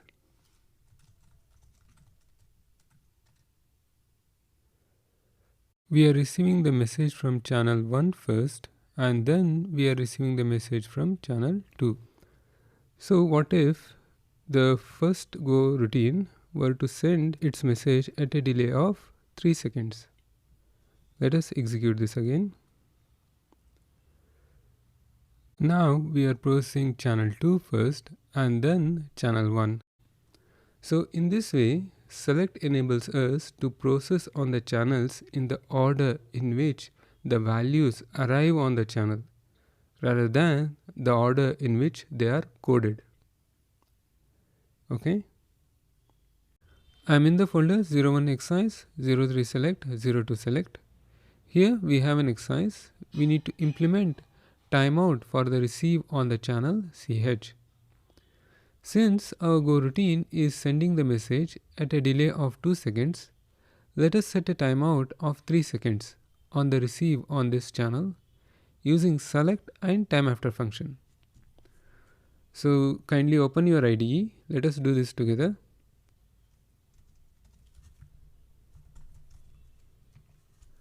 So in the first case statement, we will receive the message from the channel.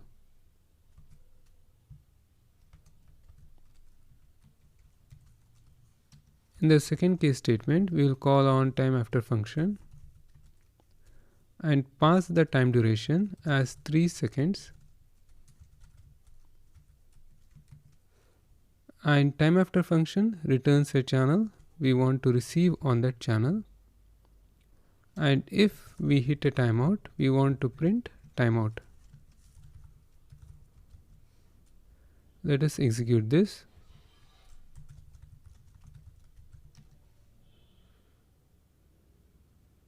So we get our message as it is sent at a delay of 2 seconds. Let me try setting the timeout as 1 second. Let me run it again.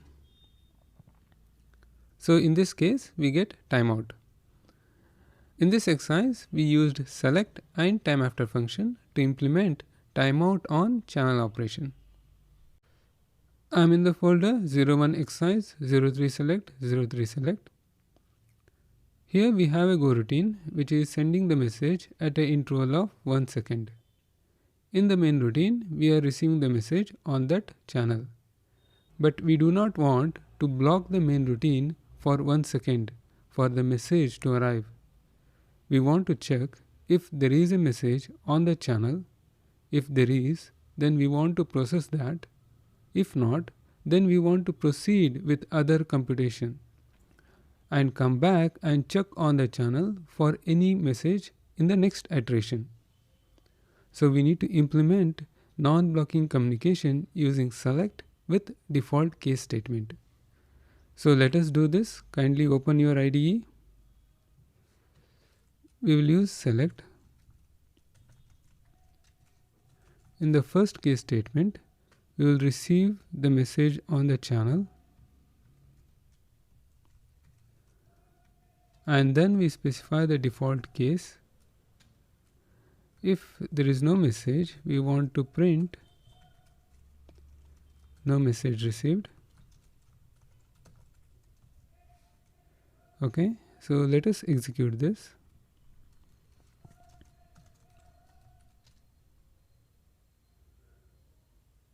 So in the first iteration, there was no message received.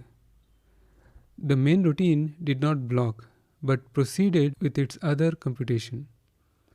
In the second iteration, we got the message from the channel and we were able to receive that message and print it out. Okay. So in this exercise, we were able to implement non-blocking communication with select with default case statement. In this module and in the next couple of modules, we will look into sync package. We have already seen sync wait group. We will look into other utilities in the sync package like the mutex, conditional variables, atomic and pool. We will start with mutex. Question is when to use channels and when to use mutex. Channels are great for communication between the Go routines. But what if we have like caches, registries and state which are big to be sent over the channel?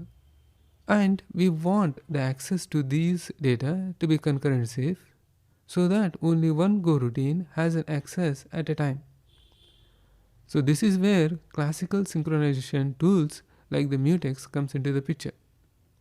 So we use channels to pass data between the Go routines and distribute units of work and communicate asynchronous results. And we use mutex to protect caches, registries, and states from concurrent access. Mutex is used to guard access to the shared resource. Mutex provides a convention for the developers to follow. Anytime a developer wants to access the shared memory, they must first acquire a lock, and when they are finished, they must release the lock. And locks are exclusive. If a Go routine has acquired a lock, then other Go routines will block until the lock is available. The region between the lock and the unlock is called a critical section, and it is common idiom to call unlock with defer so that unlock gets executed at the end of the function.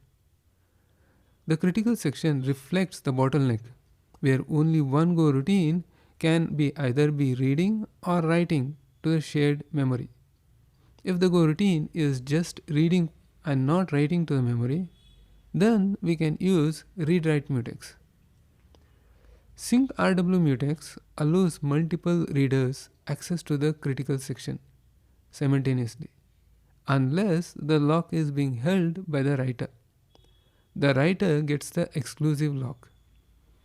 And here, the defer unlock runs after the return statement has read the value of the balance. Let us summarize. Mutex is used to guard access to the shared resource. It is a developer's convention to call lock to access the shared memory and call unlock when done. And the critical section represents the bottleneck between the Go routines. I am in the folder 01xi, 04sync, 01mutex. In this program, we are telling Go runtime to utilize 4 CPU cores to run our Go routines.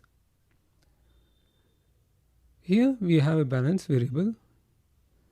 We have a deposit function where we are taking amount as input and adding that amount to the balance variable.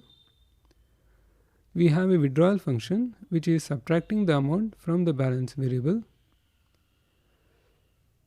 Here we are creating 100 Go routines with each Go routine making a deposit of $1. Here we are creating another 100 Go routines with each Go routine making a withdrawal of $1. We wait for all the Go routines to execute, and here we are printing the balance.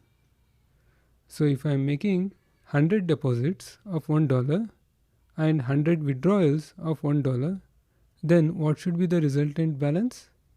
It should be 0, right? Let us execute. We are getting it as 5. We are getting it as 1. So what is happening? The balance variable is a shared variable between the Go routines. The addition operation or the subtraction operation are not atomic. It involves retrieving the value of the balance from memory, doing the operation, addition or the subtraction, and then storing the value of the balance to the memory. So if the Go routines are running concurrently in an interleaved manner, preempting each other, then data race is possible and data can get corrupted. So we need to use mutex to guard the access to the shared variable from multiple Go routines. So let us complete this program. Kindly open your IDE. Let us do this together. We create a variable of type sync mutex, and in the deposit function where we are accessing the shared variable, we first acquire the lock, and once we have processed the shared variable, we release the lock.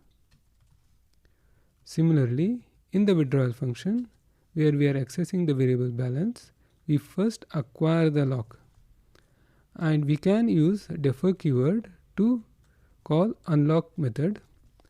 So the defer keyword will make sure that the unlock gets called at the end of this function. Let us run this again. Now I am getting the correct result and it is consistent. In this exercise, we used mutex to guard the access to the shared variable and enforce the Goroutines to execute the critical section between lock and unlock in a sequential manner.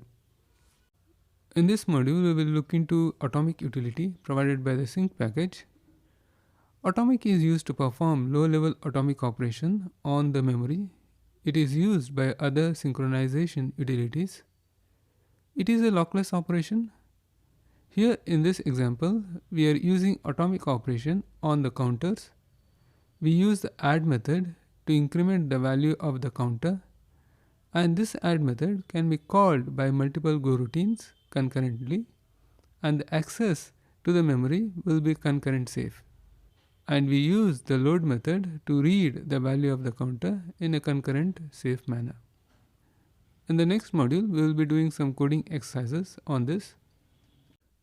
I am in the folder 01 exercise, 04 sync, 11 atomic.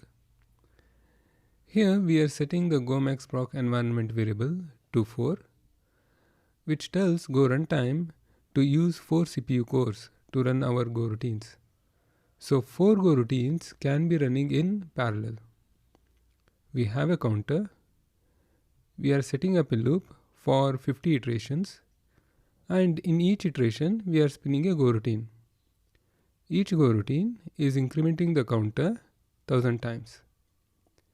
We are waiting for all the Goroutines to execute, and we are printing the value of the counter.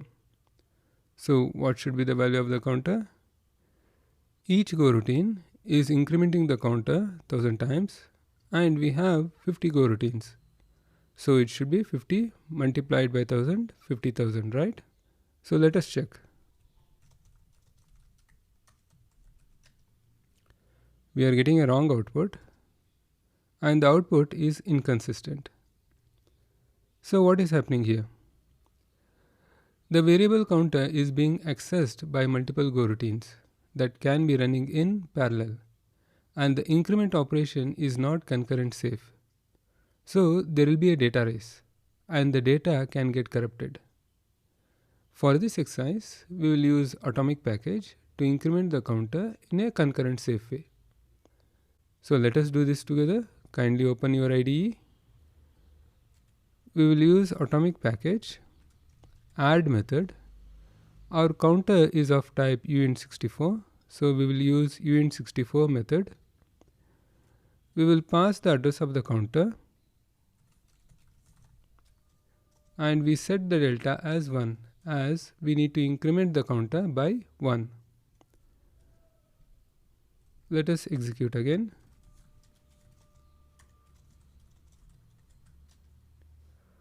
We are getting correct output, and the output is consistent. In this exercise, we used atomic package add method to increment the counter in a concurrent safe way. In this module, we will look into conditional variables. Conditional variable is one of the synchronization mechanisms.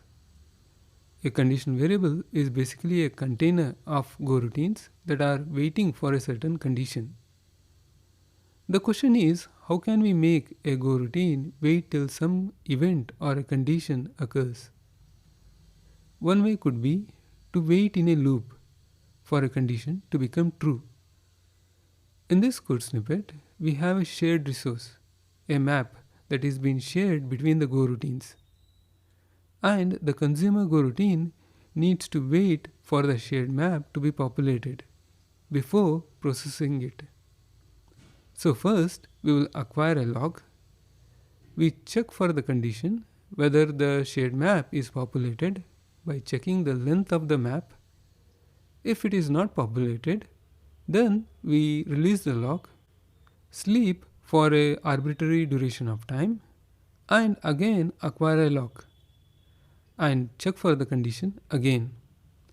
This is quite inefficient, right? What we need is, we need some way to make the Goroutine suspend while waiting. and some way to signal the suspended Goroutine that that particular event has occurred. Can we use channels? We can use channels to block the Goroutine on receive and send a Goroutine to indicate the occurrence of the event. But what if there are multiple Goroutines waiting on multiple conditions? That's where conditional variables comes into the picture. Conditional variables are of type sync_cond. We use the constructor method newCond to create a conditional variable, and it takes a sync locker interface as input, which is usually a sync mutex, and this is what allows the conditional variable to facilitate the coordination between the Goroutines in a concurrent safe way. Sync_cond package contains three methods: wait, signal, and broadcast. Wait method suspends the execution of the calling thread, and it automatically releases the lock before suspending the Goroutine. Wait does not return unless it is woken up by a broadcast or a signal. Once it is woken up, it acquires the lock again, and on resume, the caller should check for the condition again, as it is very much possible that another Goroutine could get scheduled between the signal and the resumption of wait and change the state of the condition. So this is why we check for the condition in a for loop here. Signal. Signal wakes up one Goroutine that was waiting on a condition. The signal finds a Goroutine that was waiting the longest and notifies that Goroutine. And it is allowed but not required for the caller to hold the lock during this call. Broadcast. Broadcast wakes up all the Goroutines that were waiting on the condition. And again, it is allowed but it is not required for the caller to hold the lock during this call. Let us look into an example. We have a Goroutine G2 which needs to wait for the shared resource to be populated before proceeding with its processing. We create a conditional variable with the constructor newCond, passing it the mutex as the input. Here we have our shared resource. This is our Goroutine, and we take the log for the entire duration of our processing. We check for the condition whether the shared resource is populated. If not, we make a call to the wait. Wait implicitly releases the lock and suspends our Goroutine. Now the producer Goroutine comes along, it acquires the lock, populates the shared resource, and sends a signal to the consumer Goroutine, and then it releases the lock.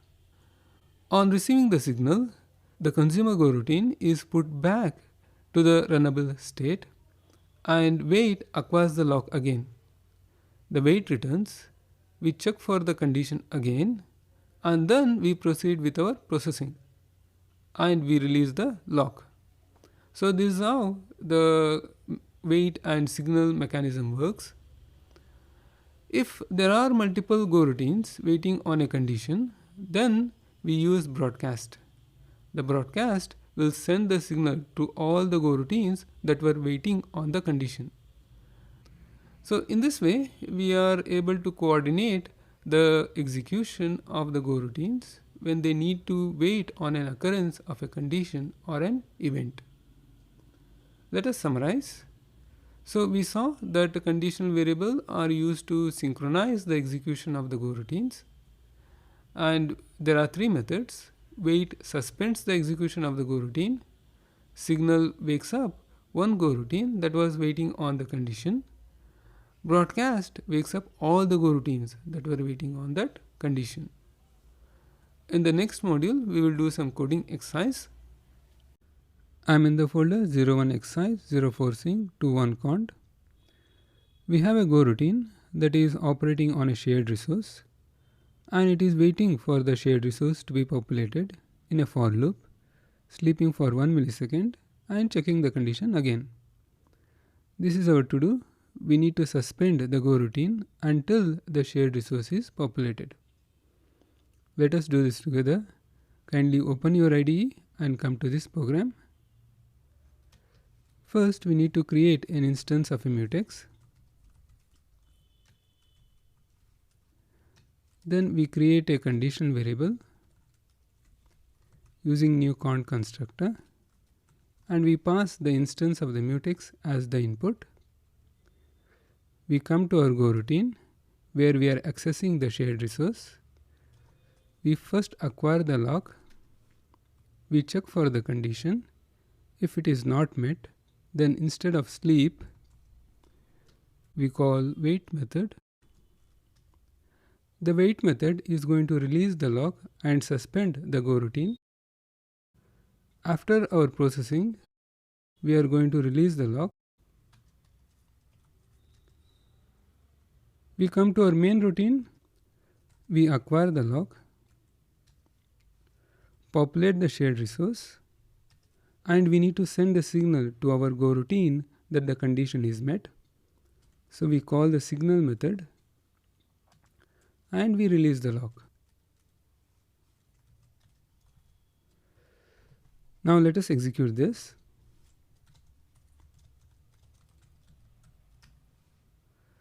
And we are getting the output from our Goroutine.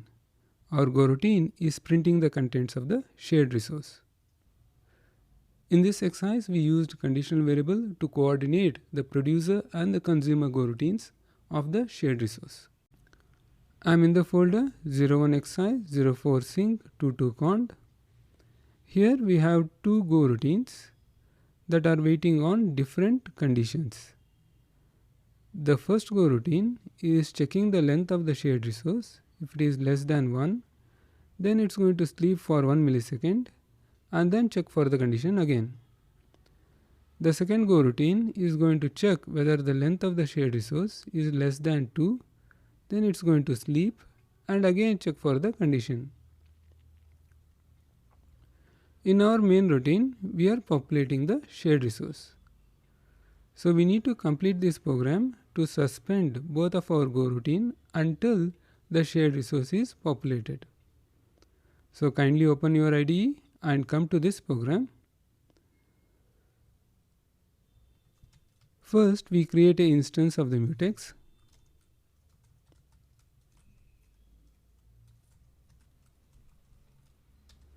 We create a conditional variable using new count constructor, and we pass the instance of the mutex as the input.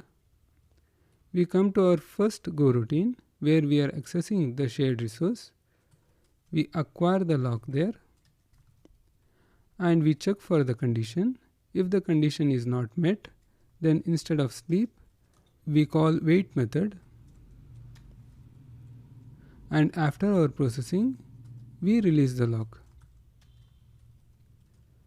We come to our second Goroutine where we are accessing the shared resource. We acquire the lock, we check for the condition, and instead of sleep, we call the wait method. And after our processing is done, we release the lock.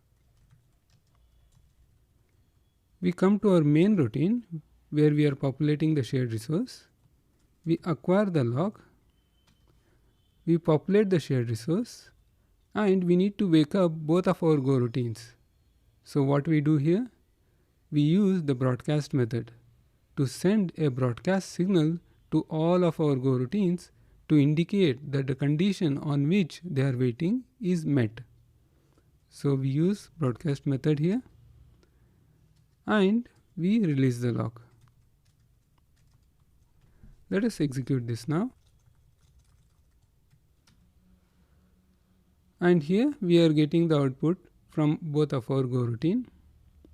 So in this exercise, we used conditional variable to coordinate single producer and multiple consumer Goroutines of the shared resource. In this module, we will look into sync once. Sync once is used to run one-time initialization functions. The do method accepts the initialization function as its argument. Sync once ensures that only one call to do ever calls the function that is passed in, even when called from different Goroutines. And this is pretty useful in the creation of singleton objects or calling initialization functions which multiple Go routines depends on. But we want the initialization function to run only once. Okay? We will be doing some coding exercise on this. I'm in the folder 01 exercise 04 sync 31 once. Here we have a initialization function load which needs to be called only once in the program. We have a loop for 10 iterations.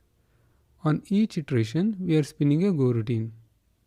And each Go routine wants the initialization function load to be called only once between the Go routines. If we place a direct call, then the load function will get executed from all the Go routines. So it will get executed 10 times. But we want the load function to be called only once between the Go routines. One way to implement this could be to set up a concurrent save flag between the Go routines and check the flag before calling the load function. So we could do something like this. We have a flag, we create a mutex log,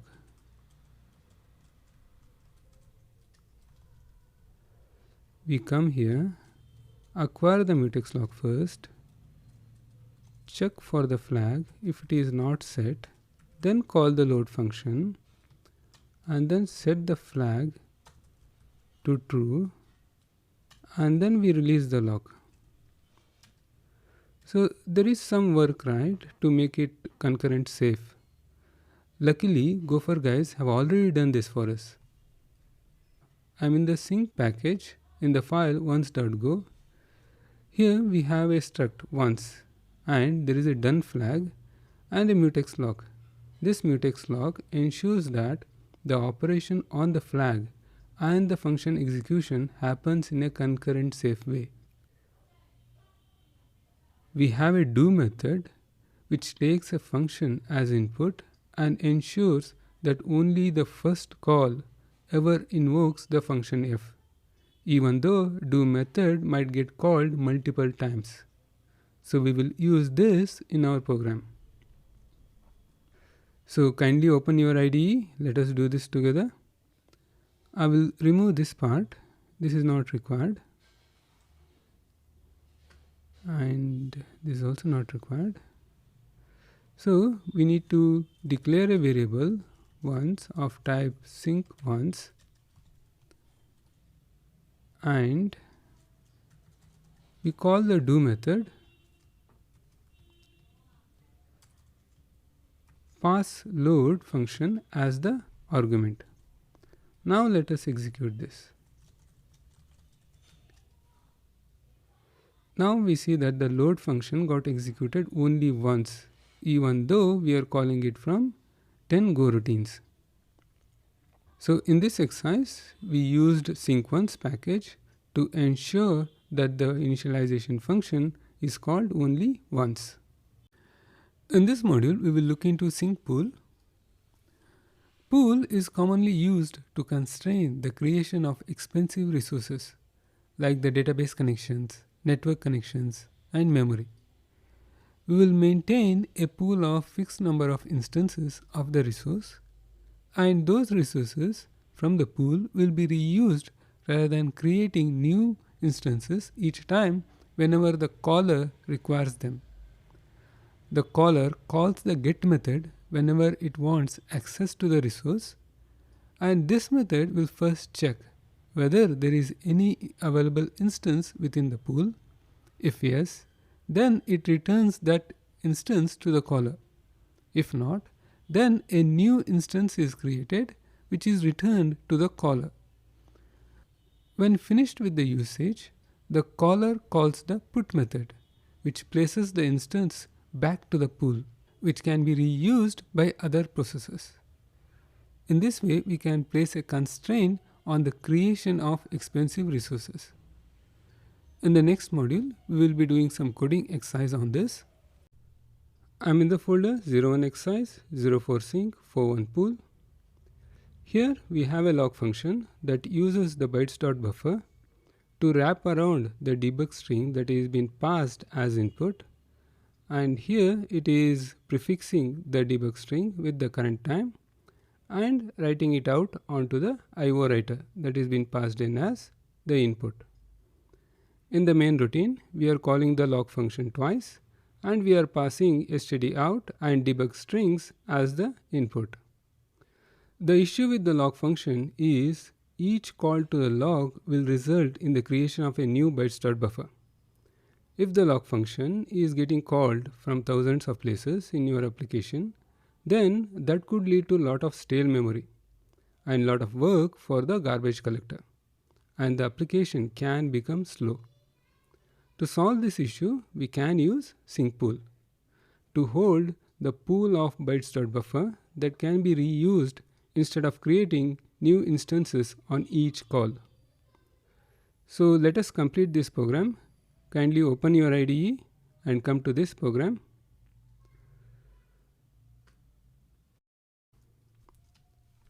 We will create an instance of the sync pool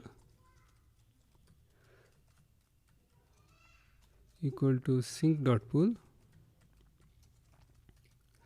Sync.pool has a new field which holds the reference to the function that will be called if there are no instances available in the pool. So we will assign an anonymous function that returns an interface. Inside this function, we will allocate a bytes.buffer.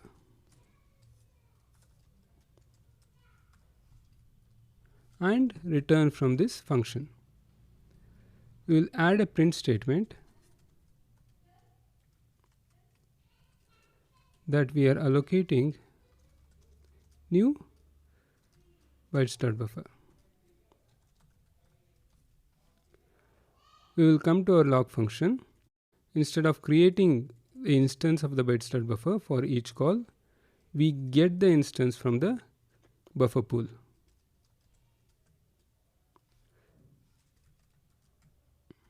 We need to add a comma here, and we call the get method here. We need to typecast the returned interface to the pointer to the bytes.buffer.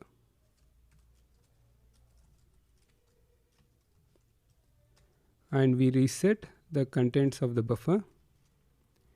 We use the buffer, and once we are done, we put back the buffer back to the buffer pool using put method. Okay, so let us execute this. We see that the first call to the log function, there is an allocation of bytes.buffer. When the log function is getting called the second time, the same instance of the bytes.buffer is reused to process the debug string. Okay. So in this exercise, we created a pool of bytes.buffer and reused the instances from the pool rather than creating new instance each time. In this module, we will look into race condition detection in Go. Go's concurrency mechanisms makes it easy to write clean concurrent code, but they do not prevent us from making mistakes. So the code that we write needs to be tested for any race condition. Go provides race detector tool for finding race conditions in Go code. Race detector is integrated with other Go tools. We can use the option -race with Go test, Go run, Go build, and Go install. The binary build needs to be race enabled to run race tool. In the binary, the compiler inserts code to record all memory access, and the runtime library watches for the unsynchronized access to the shared memory. When a racy behavior is detected, a warning is printed, and we need to note that the race enabled binary can be 10 times slower and consume 10 times more memory. So we cannot use as such in production, but integration test and the load test are the good candidates for testing with binary with race enabled. In the next module, we will do some coding exercise. I'm in the folder 01 exercise 05 race. In this program, we need to identify the data race and we need to fix the issue. So what are we doing in this program? In this program, we are creating a timer and we are printing the message at a random duration between 0 and 1 second for 5 seconds. We are using the time after function to create the timer, and the time after function is taking a random duration as input, and once the random duration has elapsed, it's going to call this function in its own Goroutine. Okay, so the time after function is creating a Goroutine and executing this function in its own context. Okay, so what is this function doing? It is printing the current time and it's going to reset the timer using the variable t to schedule its next run. Okay, so this looks a reasonable code, right? Let us execute this.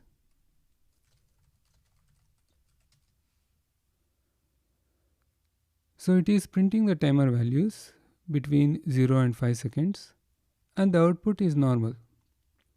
But this program can fail in certain circumstances. Let us build this program with race enabled.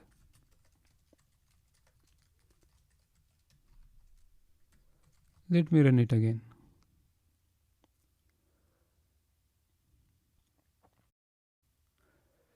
The race detector tool identifies the problem. It shows there is a data race. There is unsynchronized read and write between two Goroutines.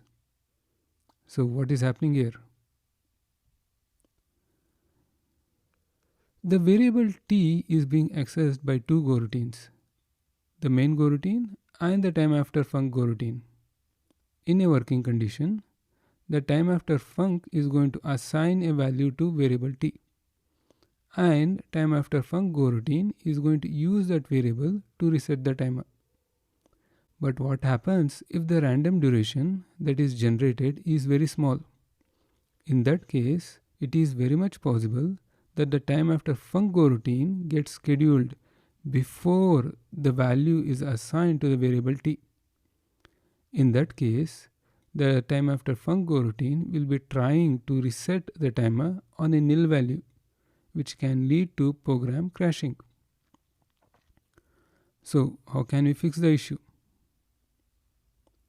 We can confine the read and the write to the variable t to only one Goroutine. In this case, the main Goroutine, so that the read and the write to the variable t is synchronized. And we can use a channel for communication between the Goroutine created by the time after function and the main Goroutine.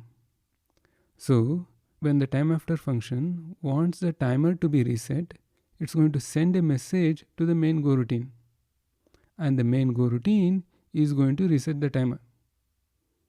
Okay, let us complete this program. Kindly open your IDE and come to this program. Let us create a channel.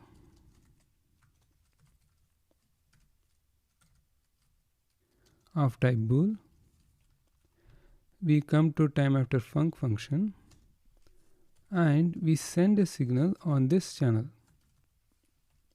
We don't do a reset here. We come to our main routine and we are going to receive this signal on the channel and we are going to reset in the main Goroutine. Okay, and we are going to do this for 5 seconds.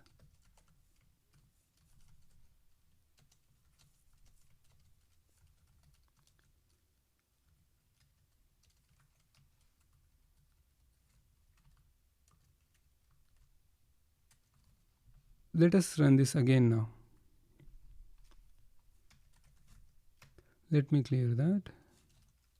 Let me build again with race enabled.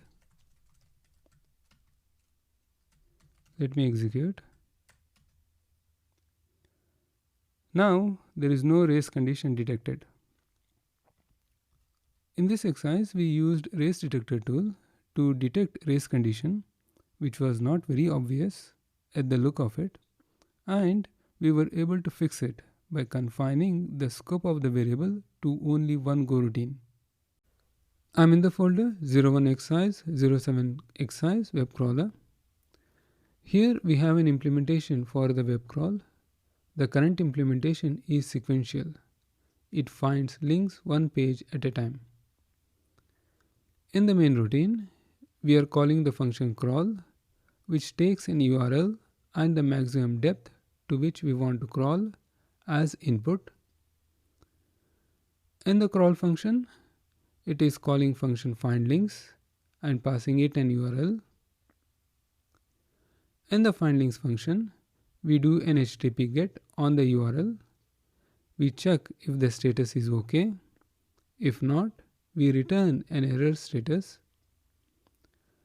We do an HTTP parse on the response body, and we pass the HTML document that we get to the visit function. In the visit function, we find the links in the document, and we create a slice of the links, and here we are returning the slice of the URLs. We come back to the crawl function. We receive the slice of the URLs. We print the URL which we currently crawled, and we are maintaining a map of the URLs so that we don't crawl the same URL again. We range over the URLs, and we recursively call the crawl function on each URL till the specified depth. Let us run this.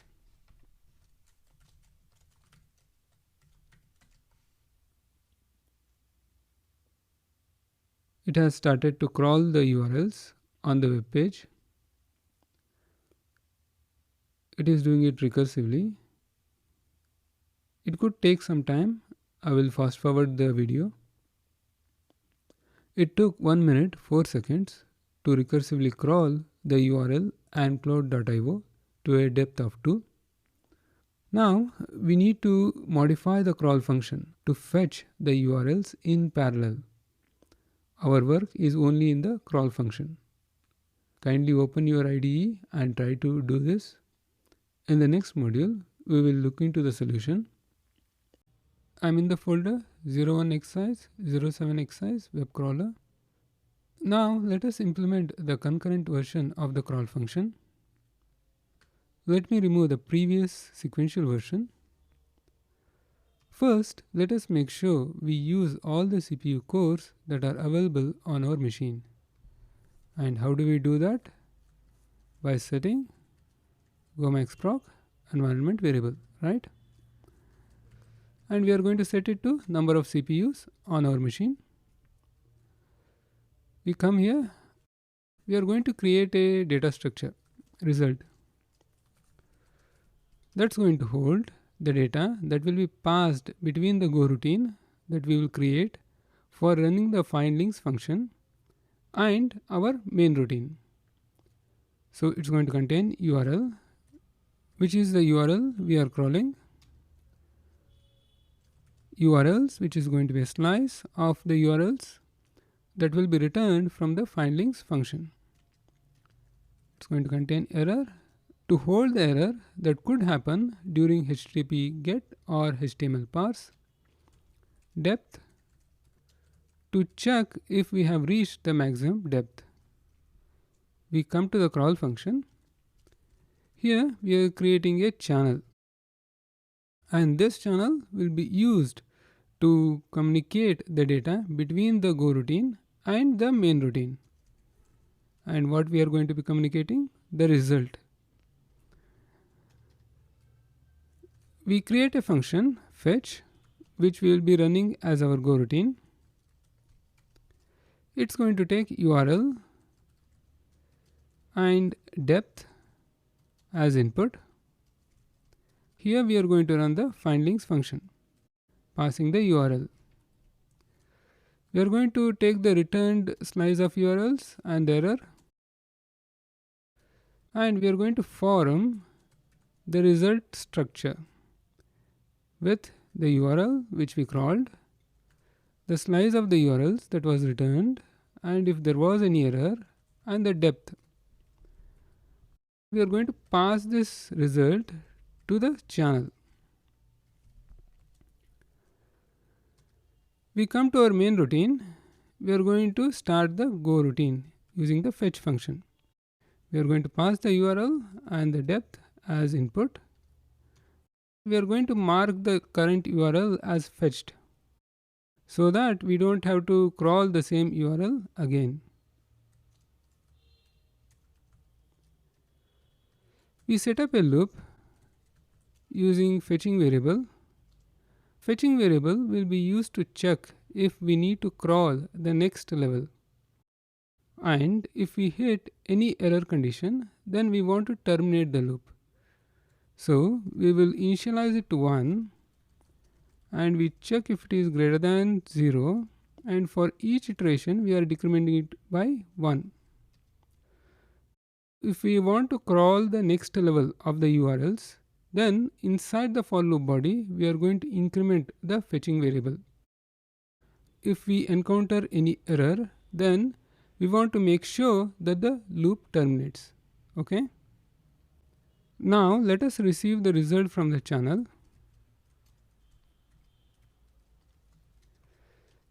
We check if there was any error. If there was error, we continue so that the loop terminates. We are going to print the URL which we were able to crawl.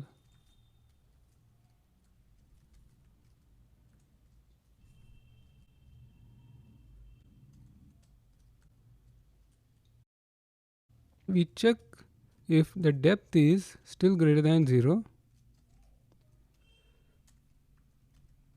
For each level, we will be decrementing the depth.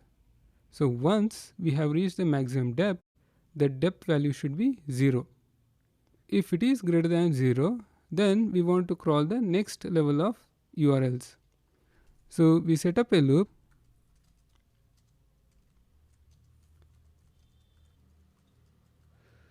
To crawl the URLs returned from the findings function, we check if the URL is not already fetched. We don't want to fetch the same URL again. We increment the fetching iterator so that we collect the result from the Goroutine. We start the Goroutine using fetch function. We pass the URL and depth we are going to decrement by 1. We are going to mark the URL as fetched. Okay. Once we are done, we are going to close the channel. So what will we do here? We created a structure result which is going to hold the data that will be communicated between the Goroutine that's going to run the findings function and our main routine. We created a channel for the communication between the Goroutine and the main routine. In our Goroutine, we are running the findings function and we are passing the result to the channel. We are receiving the result from the channel. We check for any error and we are printing the URL that we were able to crawl. We check if we have reached the maximum depth. If not, then we are going to crawl the next level of the URLs. Each fetch function is happening in a separate Goroutine. So all the HTTP GET and HTML parse operations are going to happen in a separate Goroutines. So if one Goroutine gets stuck on HTTP GET, then other Goroutine can still make progress. So in this way, by running fetch function concurrently, the program can run faster. Let us execute this.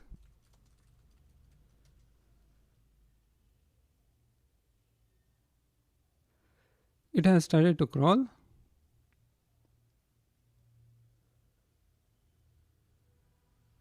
So it took 8 seconds to crawl the URL ancloud.io to a depth of 2. In our previous sequential version, it had taken more than 1 minute. In this exercise, we used Goroutines and channels to implement concurrent version of the web crawl, where each URL was crawled in separate Goroutine, which made it run faster. In this module, we will be looking into pipelines. Go's concurrency primitives makes it easy to construct streaming pipelines that enables us to make an efficient use of the I/O and the multiple CPU cores available on the machine to run our computation faster. Pipelines are often used to process streams or batches of data. Pipeline is a series of stages that are connected by the channels, where each stage is represented by a Goroutine. A Goroutine takes the data from an inbound channel, performs an operation on it, and sends the data on the outbound channel that can be used by the next stage. By using pipelines, we can separate the concerns of each stage and process individual stages concurrently. Stages could consume and return the same type. For example, a square stage can take receive-only channel of type int and return a receive-only channel of type int as output. This enables the composability of the pipeline. For example, a generator stage can return a receive-only channel of type int, which a square stage can take as input, and we can compose the output of the square stage as input to another square stage. Okay. Here is an example of a image processing pipeline. This pipeline takes a list of images as input and generates thumbnail images that is then stored on the disk or transferred to a storage bucket in the cloud. This pipeline has 3 stages. In stage 1, we are running Goroutine G1, which is generating a list of images to be processed. It passes those image paths to the stage 2 via the channel 1. In stage 2, we are running Goroutine G2. It receives the paths of images on channel 1 and processes those images and generates thumbnail images and outputs the thumbnail image information to the channel 2.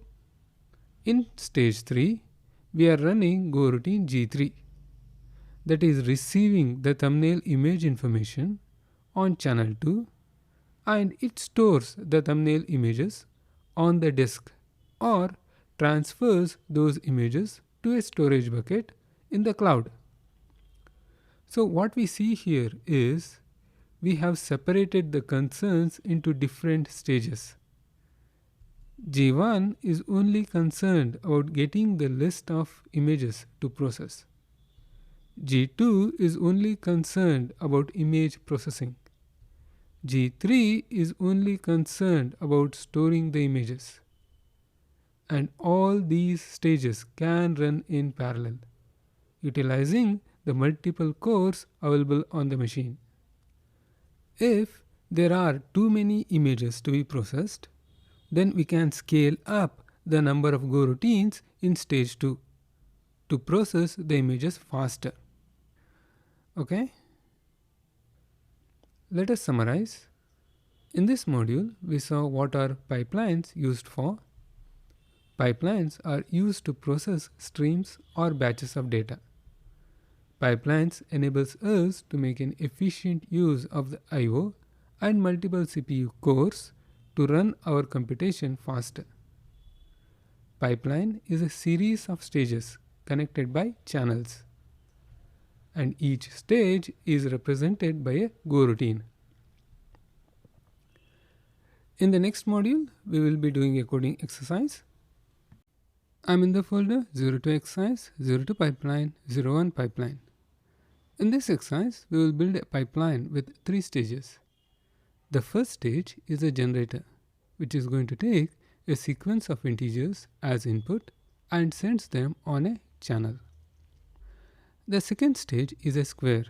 It takes the input from the inbound channel, squares the number received, and sends them on the outbound channel. The third stage is a print. We will print in our main Goroutine the values received from the square stage. Okay, so let us complete this program. Kindly open your IDE and come to this program. We will start with the generator. Generator function takes a sequence of integers as input, and it's going to return a channel of type int as output. On this channel, we will be sending our numbers. Okay, we create our out channel.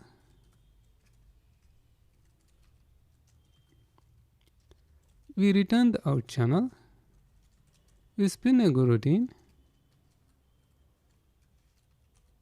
In this Goroutine, we will send the sequence of numbers received as input to the channel.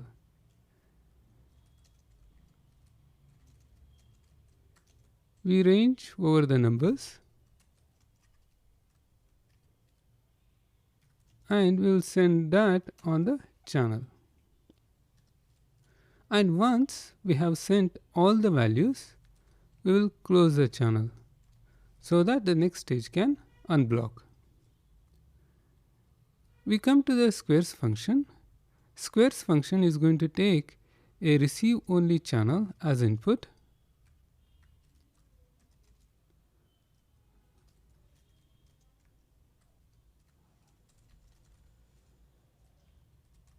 We create the out channel.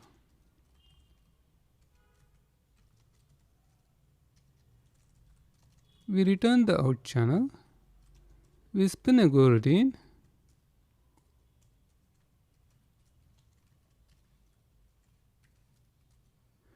In the Goroutine, we will receive the values from the in channel, compute the square, and send that on the out channel.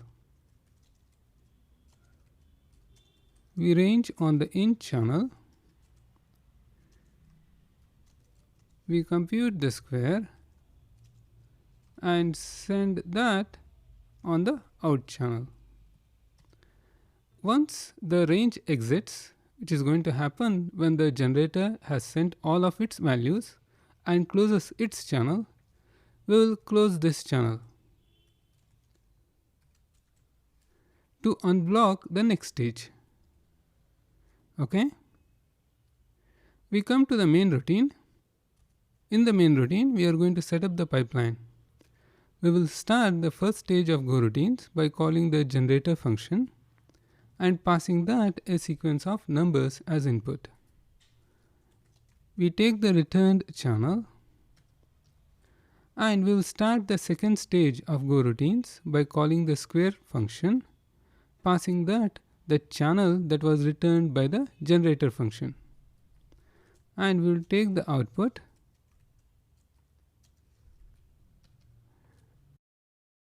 We will range over the out channel returned by the square function.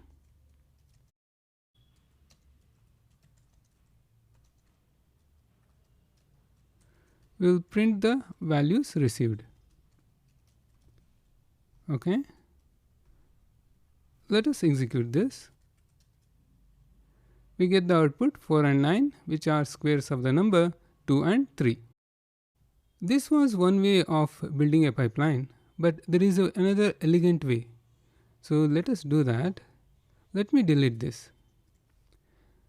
We could call the generator function here and pass the sequence of integers as input, and we can feed the output from the generator function as the input for the square, like this. And since square has the same type for its inbound channel as well as for its outbound channel, we could compose another square stage here, like this.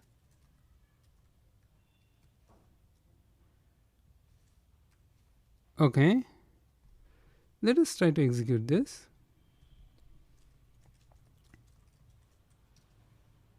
And we get the output 16 and 81 as we are running two stages of square. As you see, having the same type for the inbound and the outbound channel provides the composability of the pipeline. In this exercise, we built a pipeline with three stages: generator, square, and print. Each stage was represented by a goroutine, and each stage was connected by channels. In this module, we will look into fan out and fan in concept in pipelines. Sometimes a stage in our pipeline can become more computationally intensive, and it can take some time to produce output. For example, in this pipeline, G2 is a computationally intensive stage. It takes time for G2 to output values on the channel 2. As a result, the goroutines G3 and G4 can become blocked while waiting for our expensive stage G2 to send values.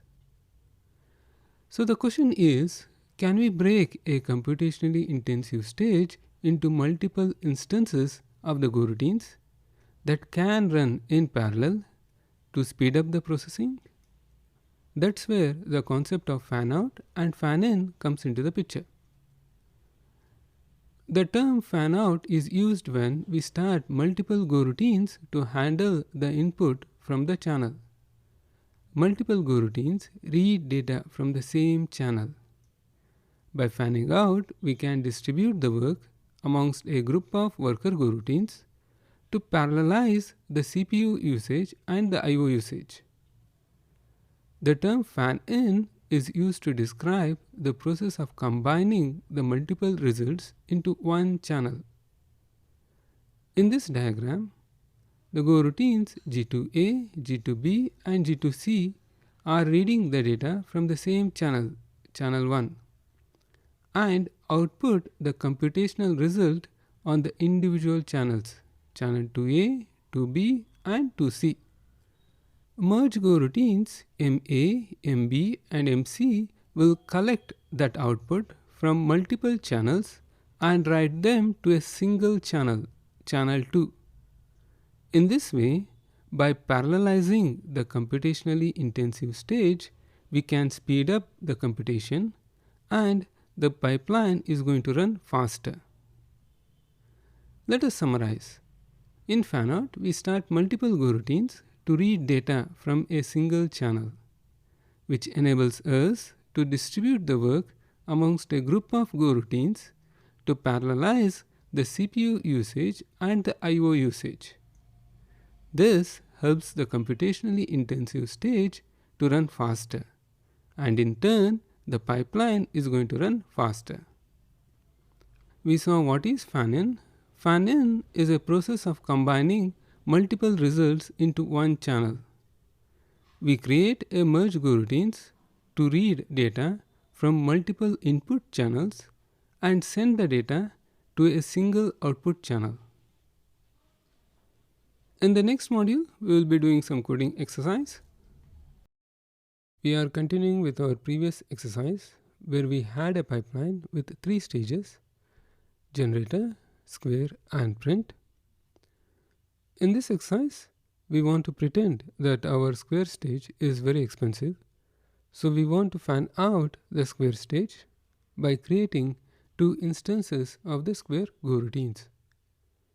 Each instance will be reading the input from the same inbound channel that is returned by the generator function.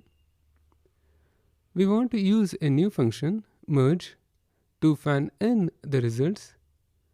Merge will combine the values from a list of channels to a single outbound channel. Okay? Let us do this together. Kindly open your IDE and come to this program. We will start two instances of square. With each instance reading from the channel that is returned by the generator.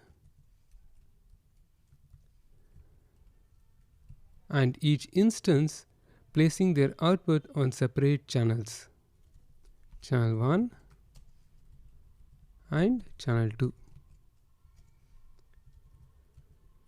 We will call the merge function, passing channel 1 and channel 2 as input. We come to the merge function. Merge function is taking a variable list of receive only channels as input, from which we will copy the values to a merged channel, which will be returned by this function. Okay. Let us create the out channel on which the values will be merged. We will return the out channel. We will range over the input channels.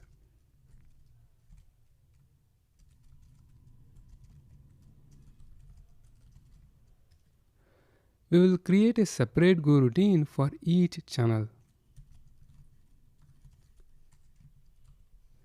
The output function is going to copy the values from the channel to the merged channel. Let us code the output function. This is going to take a channel as input.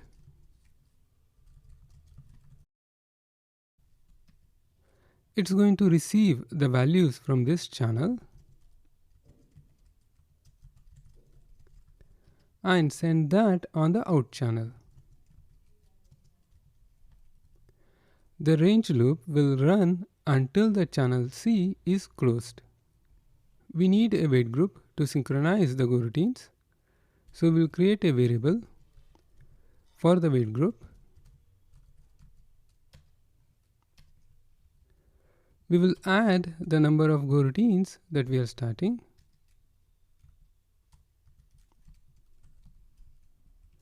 And in the goroutine, once the range exits, we call the done method to indicate that the goroutine is terminating. And we need to wait for all the goroutines to terminate. Okay, so we will create a separate goroutine where we will wait for all the goroutines to terminate and then close our merged channel. Okay, we wait and then we will close our merged channel so that the next stage is unblocked. We come to the main routine. In the main routine, we will receive the values from the channel that is returned by the merge function.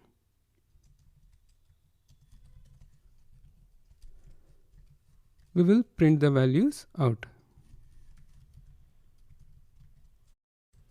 Okay, so let us execute this.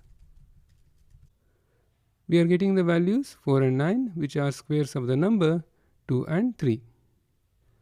So in this exercise, we found out a stage by starting multiple goroutines that read data from a single channel and produced output on multiple channels. Okay. And then we found in the results from multiple channels into a single channel using merged goroutines that read values from multiple input channels and sent the value on a single output channel. Okay, we are done for this exercise. There is a pattern in our pipeline functions that we have been coding till now. The upstream stages close their outbound channel when they have sent all their values downstream. The downstream stages keep receiving values from the inbound channel until the channel is closed. This pattern allows each receiving stage to be written as a range loop. All the goroutines will exit once all the values have been sent successfully downstream. For example, in the merge function that we coded in our last exercise, we waited for all the goroutines to terminate and then we closed our merged out channel. That enabled the main goroutine to exit from the range loop. But in real pipelines, stages don't always receive all the inbound values. The receiver may only need a subset of values to make progress. Or a stage could exit early because an inbound value represented an error. In either case, the receiver should not have to wait for all the remaining values to arrive. And we want the earlier stage to stop producing the values that the later stage don't need. If the main Goroutine just receives one value and abandons the inbound channel from merge, then the Goroutines in the merge stage will get blocked on the channel send operation. In turn, the Goroutines in the square and the generator stage will also get blocked on their channel send operation. This leads to Goroutine leak. The question is, how can we signal a Goroutine to abandon what they are doing and terminate? We can send a cancellation signal to the Goroutines by passing a read-only channel to the Goroutine and then closing that channel, which will send a broadcast signal to all the Goroutines. On receiving the signal on the done channel, the Goroutines needs to abandon their work and terminate. We use select to make the send and the receive operation on the channel preemptible by multiplexing with receive on done channel. So the Goroutines that are blocked on the channel send operation, if they receive a signal on the done channel, then they will unblock and return from the Goroutine function. In the next module, we will implement cancelling of the Goroutines in our pipeline. We are continuing with our previous exercise where we had a pipeline with a generator stage, a fanned out square stage which was fanned in by the merge, and we had a print stage. In this exercise, we need to cancel the Goroutines after receiving one value. Okay? So let us complete this program. Kindly open your IDE and come to this program. We create a done channel of type empty struct. We use empty struct as we just want to send the close signal. We don't want to send any data. Okay?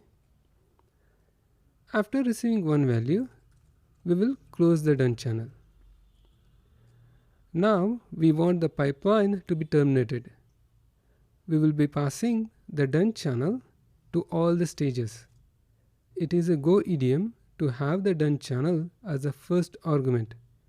Okay? We will be passing the done channel to all the stages.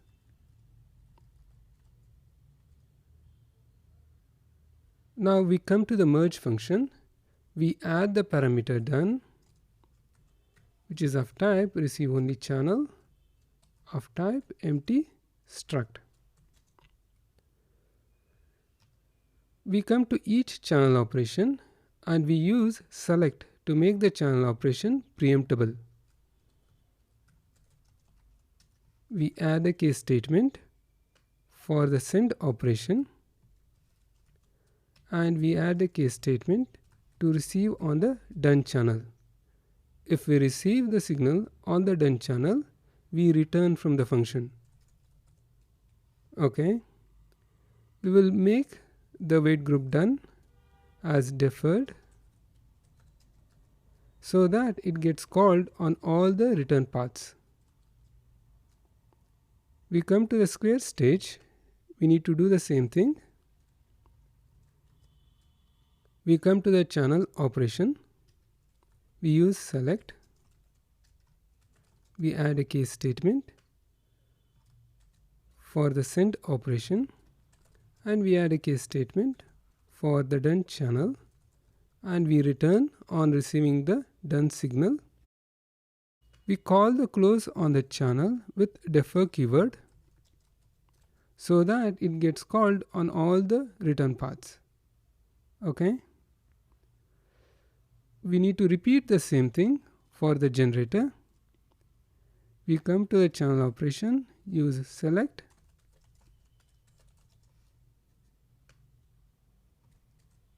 We add a case statement for the send operation and another case statement for done, and we return, and we use the defer keyword for close on the channel.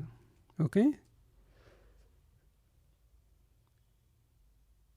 Now the main routine is processing one output and cancelling all the Goroutines in the pipeline. Let us execute this. We are getting one value. But how to check if the Goroutines have terminated? We can use a method runtime.num Goroutines.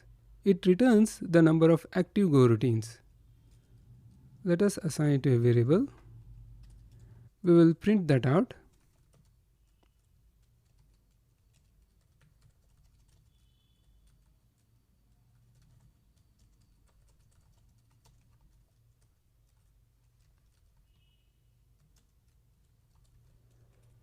We need to allow some time for the Goroutines to terminate.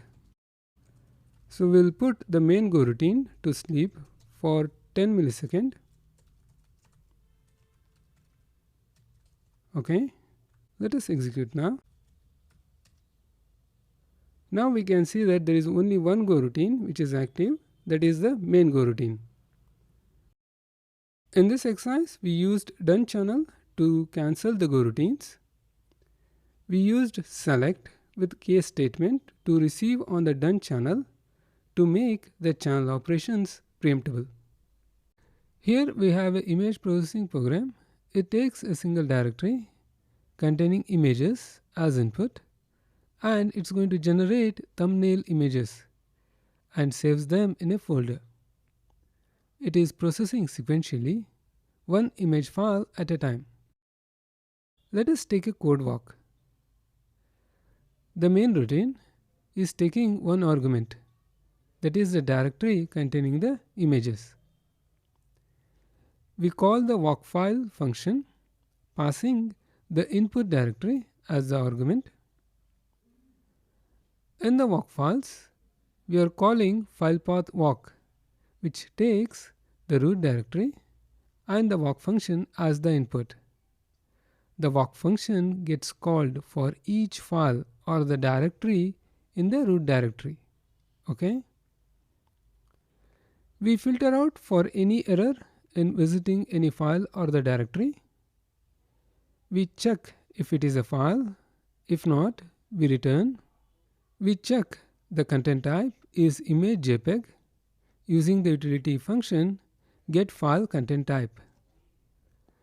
GetFileContentType is using HTTP package detectContentType function to detect the content type of the file, and this function is going to return the content type string and the error status. In the walk function, we are checking the content type is image JPEG. If not, we are returning. We call process image function for the JPEG images. The process image function takes a path of the image file as the input, and it's going to return the pointer to the generated thumbnail image, which will be of type image in RGBA, and it's going to return the error status. Here we are making use of the imaging package, which provides basic image processing functions. Open function will load the image from the file to the memory, and it returns a reference. We call the thumbnail function with the source image to generate the thumbnail image of size 100 pixel by 100 pixel. We get a pointer and we return the pointer with the error status. We come back to the walk function. We take the thumbnail image that was returned by the process image function.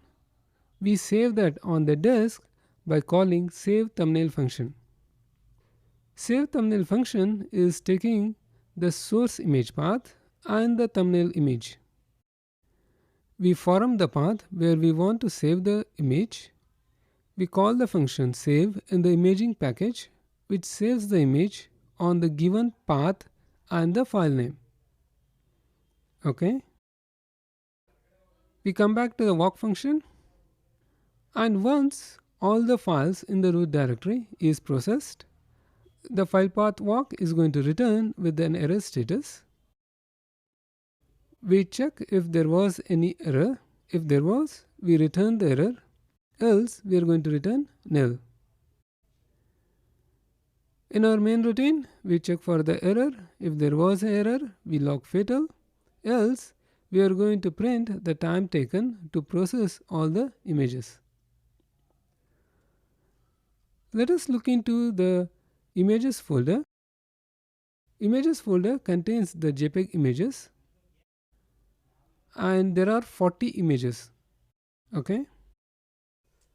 Let us run this program, and we are passing the images directory as the input. It is printing the thumbnail images that are getting generated, and it took 6.8 seconds to generate and save 40 thumbnail images. Let us verify the images.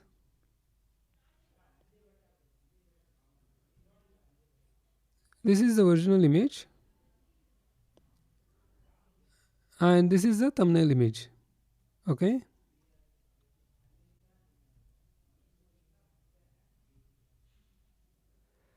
We need to modify this program to separate the tasks into separate stages in a pipeline.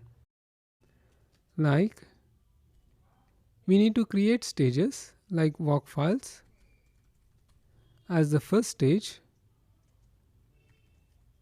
and process image as a second stage, and save image as a third stage, so that we can parallelize our processing and run the task faster. Kindly try to do this. In the next module, we will see the solution. In this exercise, we will modify the previous sequential version to implement the pipeline version of the image processing. This will be our pipeline. In the first stage, we will walk through the files in the root directory, and we will send the path of the image file to the paths channel. In the second stage, we will do the image processing. We will receive the path of the image file from the paths channel, generate the thumbnail image, and send that out on the results channel. In the third stage, we will save the thumbnail images to a folder. Okay, let us modify our previous sequential version. We come to the main routine. Instead of walk files, we will call setup pipeline function, which we will create.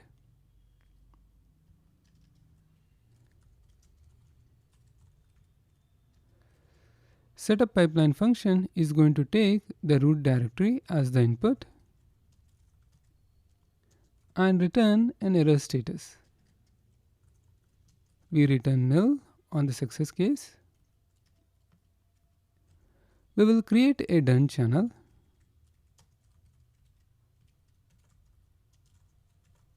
Of type empty struct, which will be used to cancel the Goroutines. We defer close the done channel, so that if this function returns, then we want to send a signal to all the Goroutines in the pipeline to terminate. Okay. We call the walk files function.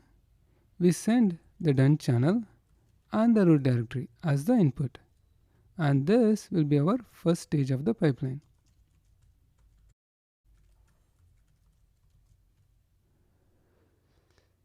We come to the walk files function. The first parameter is going to be the done channel of type empty struct.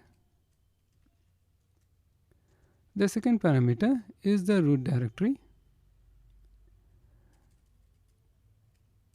This function is going to return a channel on which the paths of the image file will be sent, which will be utilized by the next stage in the pipeline. And it's going to return a channel on which we will send any error that we encounter during the file path walk. Okay. We create the paths channel.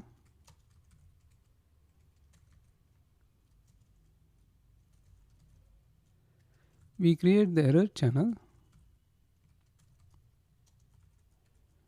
And this will be a buffer channel as we don't want to block the sender goroutine. We spin a goroutine.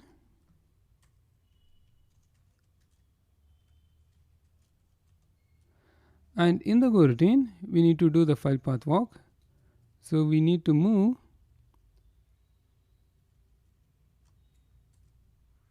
the file path walk inside the goroutine. Okay. We take the error value that is returned by the file path walk and we send that on the error channel. We will filter out the error. We will check if it is a file. We check if the content type is image JPEG. And we won't be doing any image processing in this stage. Instead, we just want to send the path of the image file to the paths channel. Okay. We want to make this send operation preemptible. So we use select. We add a case statement for the send operation. And we add another case statement for receive on the done channel. On receiving the signal on the done channel, we want to return an error message that walk was cancelled. Okay. We won't check any error here and we will be returning the paths channel and the error channel. Once we have sent all the path of the image files, we want to close the paths channel. We do that with defer keyword so that the paths channel gets closed on all the return paths, even on the error return paths. Okay. So this was our first stage. In the first stage, we took the input directory, we spent a goroutine, we are doing the file path walk inside the goroutine, and we are sending the path of the image file on the paths channel. Okay. We come back to the setup pipeline function. We take the paths and the error channel that is returned by the walk files function. Now we need to start the second stage of the pipeline. Okay. The second stage requires a data structure that will be used to send the information on the generated thumbnail images to the save thumbnail image stage. Okay. So let us define that. It will be called result. It will contain information on the source image and it will contain information on the thumbnail image, which is going to be a pointer of type image nRGBA. Okay. And error if there was any error encountered during image processing. Okay. We will call the process image function in the second stage. We pass the done channel and paths channel as the input. Okay. We come to the process image function. The first parameter is going to be the done channel of type empty struct. The second parameter is going to be the paths channel of type string, and this function is going to return a channel of type pointer to the result, which will be used by the next stage. We will create the results channel of type pointer to result, and we will return that results channel. Okay. In this stage, we want to spin 5 Goroutines, which will process the image files in parallel. Okay. So we will create a const variable.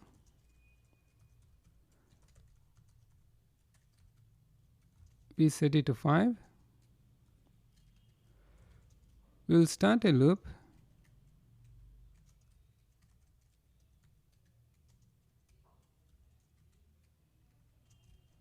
On each loop iteration, we spin a Goroutine. And in each Goroutine, we are going to call thumbnailer function, which we will create. In the thumbnailer function, we will be doing the image processing. We will implement the thumbnailer function.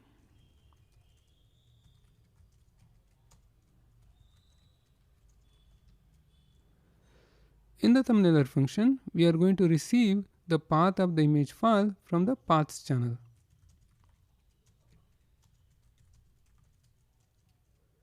And for each image file, we need to call the imaging operations. So for each image file, we load the image file into the memory. We get the reference as the source image. We call the thumbnail function on the source image to generate a thumbnail image of size 100 pixel by 100 pixel. Once we have generated a thumbnail image, we will send the result to the next stage with information on the source image path and the thumbnail image generated and the error status. We take a pointer. We send that on the results channel. Now we want to make the send operation preemptible. So we use select with a case statement for the send operation. And we add a case statement for the done channel. And if we receive a signal on the done channel, we want to return.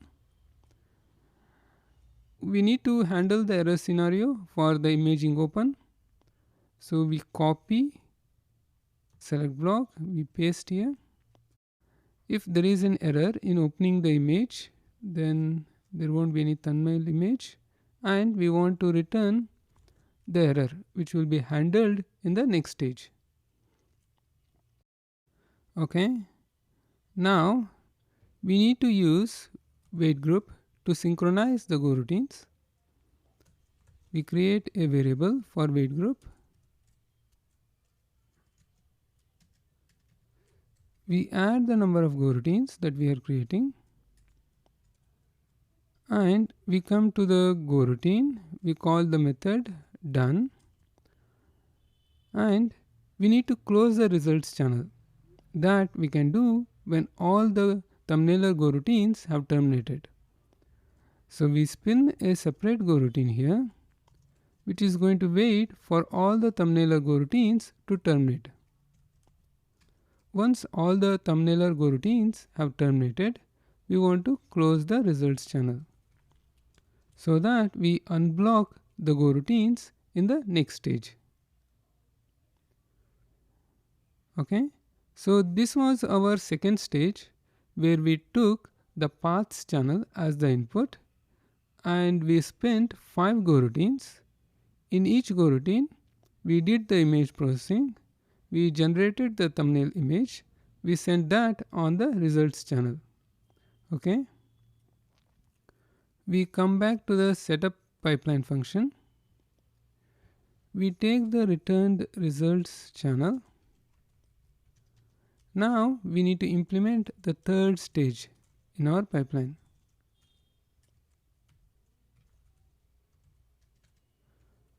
Okay. In the third stage, we will loop through the results channel. We check if there was any error in image processing. If there was any error, we return the error. Else, we call the save thumbnail function with input as source image path and the thumbnail image. Okay. We come to the save thumbnail function. In the save thumbnail function, we form the path where we want to store the thumbnail image, and we use the same file name of the source image. Okay. We use the imaging save function to save the thumbnail image on the given path and the file name. And here we are printing the source image path and the thumbnail image path. Okay. We will come back to the setup pipeline function. The last thing that we need to do is we need to check if there was any error on the error channel. If there was any error during the file path walk, then we want to return error here. When we return error, what happens is the done channel is going to get closed and the pipeline is going to get terminated. Okay.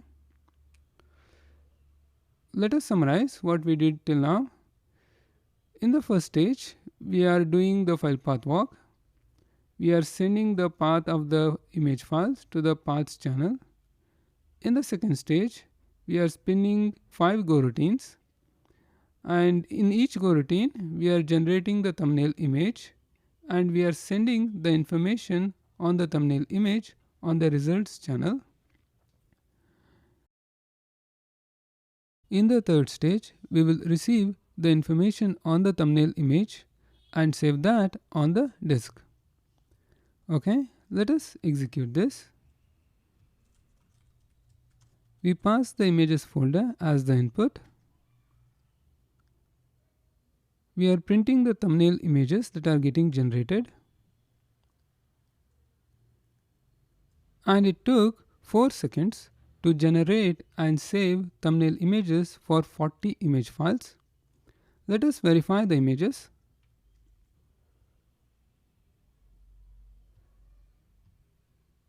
This is the original image. This is a generated thumbnail image. In this exercise, we created a pipeline with 3 stages. We separated the concerns of each stage. Each stage was run in its own Goroutine. We connected the stages with channels. So with this, we parallelized the CPU usage and the IO usage, and the task got completed faster compared to our sequential version. In this module, we will look into context package. In Go service, each incoming request is handled in its own Goroutine. The request handler often starts additional Goroutines to access the backends such as the databases and RPC services. The set of Goroutines working on a request typically needs access to request specific values such as the identity of the end user, authorization tokens, and the request deadline. When a request is cancelled by the end user, or if the request is timed out, then we want all the Goroutines working on that request to exit quickly, so that the system can reclaim any resources they were using.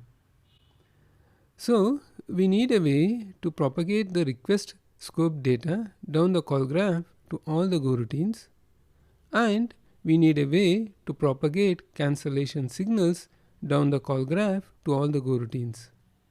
This is where the context package comes into play. context package serves two primary purposes. It provides an API for cancelling branches of the call graph, and it provides a data bag for transporting request scope data through the call graph. Here is an example which shows how the context propagation could happen through the call graph. The main routine creates a root context. It derives a cancelable context from the root context and passes that to function 1 and function 2. Function 1 derives a new context from the cancelable context and sets a timeout of 1 second and passes that to function 3. Function 3 is supposed to complete its computation before 1 second, or respect the timeout and return when the context is cancelled. The context at function 2 is not affected by this timeout. It is still just a cancelable context, as the context is passed by value. This allows the composability of the context, and individual call graph can have its own properties without affecting the context of the parent call graph.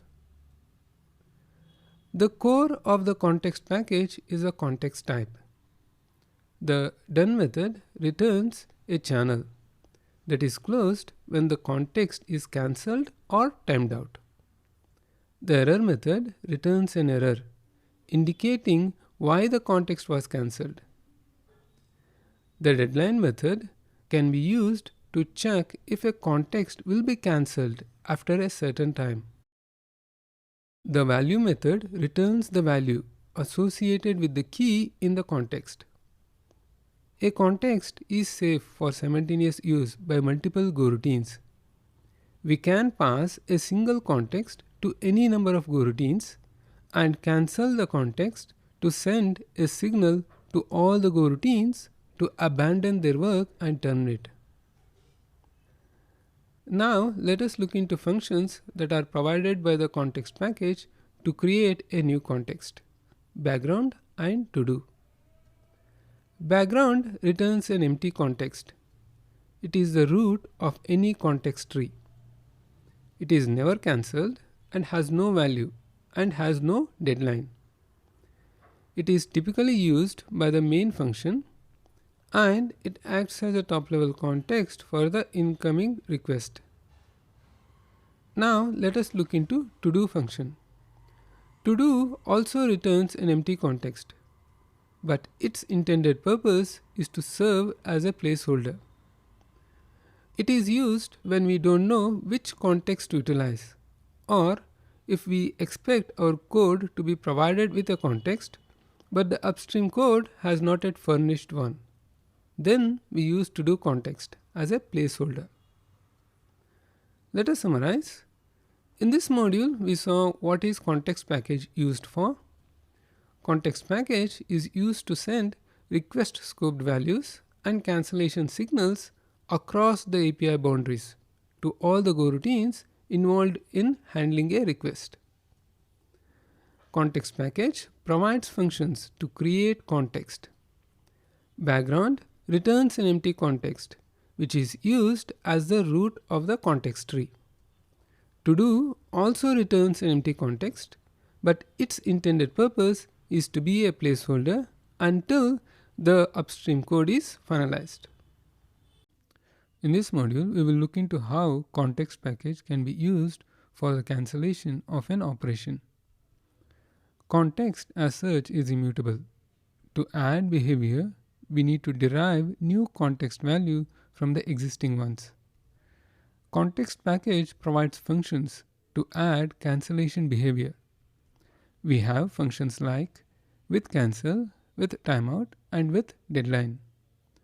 These functions generate new instance of the context and add options relative to the behavior of these functions. The derived context is passed to the child Goroutine to facilitate their cancellation. With cancel function takes parent context as the input. We could pass the output of the background function as the input to with cancel function. With cancel function is going to return a copy of the parent context with a new done channel and a cancel function. Cancel function is used to close the context done channel. Closing the done channel indicates to an operation to abandon its work and return. Cancelling the context releases the resources that are associated with the context. It is very important that we call the cancel function as soon as the operation running the context is complete. If we don't call the cancel function, then there will be a memory leak. The resources associated with the context won't be released until the current context is cancelled or the parent context is cancelled. Cancel function does not wait for the operation to stop, it just closes the done channel and returns. Cancel function can be called from multiple Goroutines simultaneously. After the first call, the subsequent call to the cancel function don't do anything, they just return.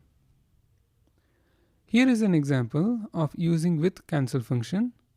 In the parent Goroutine, we are creating a root context using the background function. We are passing that as an input to the with cancel function. With cancel function is creating a cancelable context. We are passing that cancelable context to the generator function. The generator function is creating a child Goroutine. When we want to cancel the Goroutine, we call the cancel function. Cancel function is going to close the done channel in the context. In the child Goroutine, we use select to multiplex any channel operation with the receive on the context done channel. On receiving the done signal on the context done channel, the child Goroutine is going to abandon its work and return with an error. The context error method returns non-nil if the context was cancelled. Now let us look into with deadline function. We can set a deadline to an operation using with deadline function. With deadline function takes the parent context and clock time as the input, and it returns a new context which closes its done channel when the machine's clock time advances past the given deadline. In this example, we are setting a deadline 5 milliseconds past the current time, and we are passing that deadline as the input to the with deadline function. With deadline function is returning a context whose done channel is going to get closed 5 milliseconds from the current time. We are seeing a code snippet from the Go source code which shows the internal implementation of the with deadline function. With deadline function is creating a cancel context with the parent context that is passed in as the input. And it is using time after function to spin a Goroutine, which cancels the context after the duration of time has elapsed. So with deadline function is using the cancel context and time after function to close the done channel on deadline expiry. Now let us come back to the user program. A child Goroutine can use the deadline method in the context to know if the deadline is set for the context.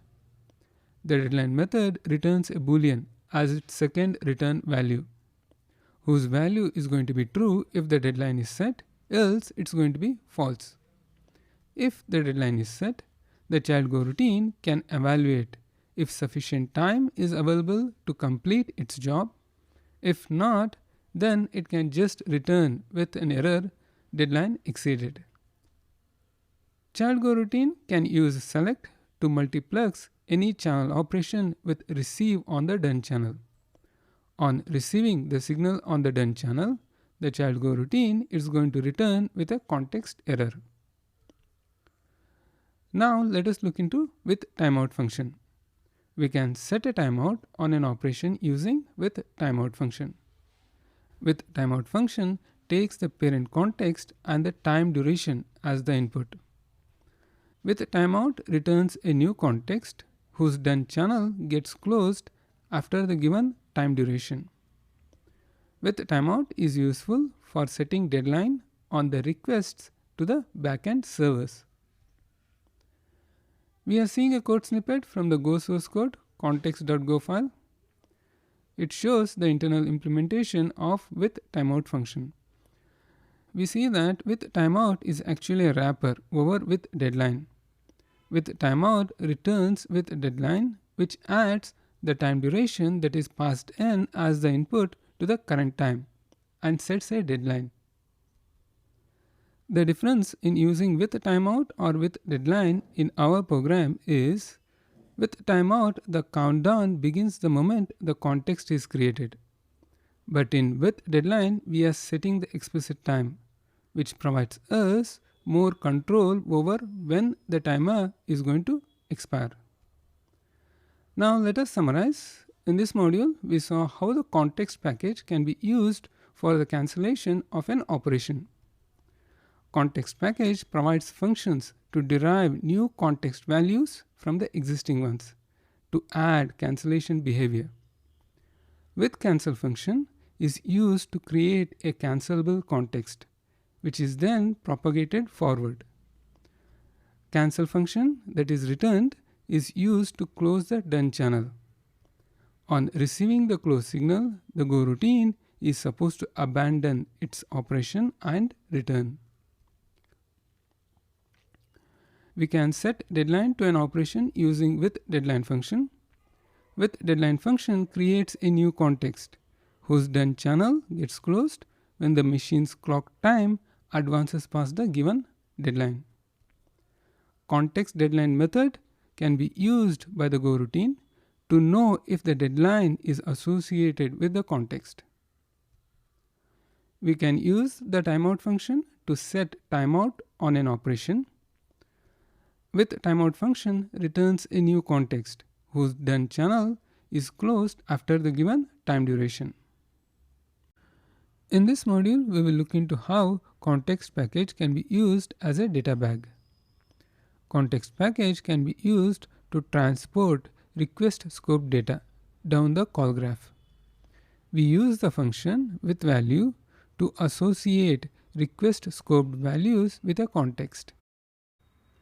With value function takes a parent context and a key value pair as the input, and it returns a copy of the parent context in which the value is associated with the key.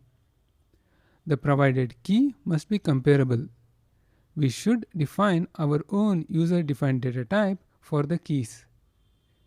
In this example, in the parent Goroutine, we are defining a user-defined data type, user ID type. We are creating a context with value by associating the key, user ID key, with value Jane. And this context is passed to the child Goroutine. In the child Goroutine, we access the data associated with the context using the value method.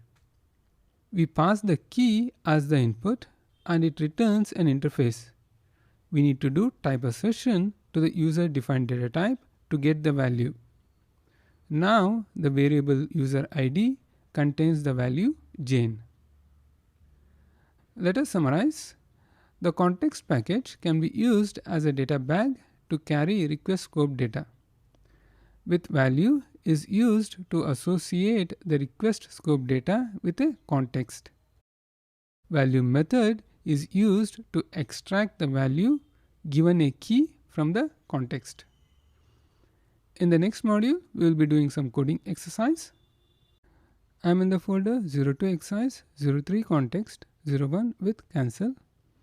In this exercise, we need to create a context that is cancelable, and we need to complete the generator function.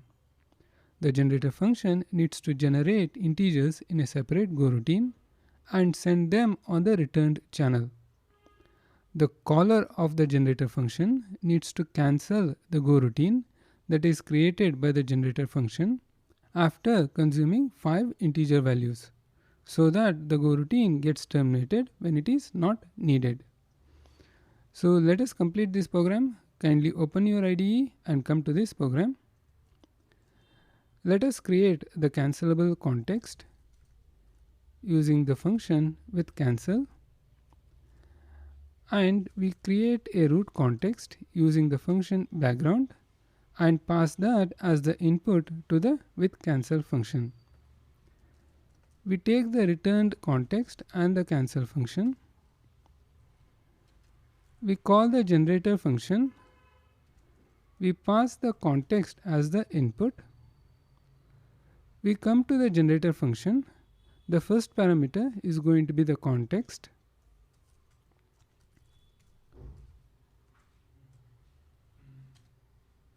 And this function is going to return a channel on which we are going to send the values. We will create the channel,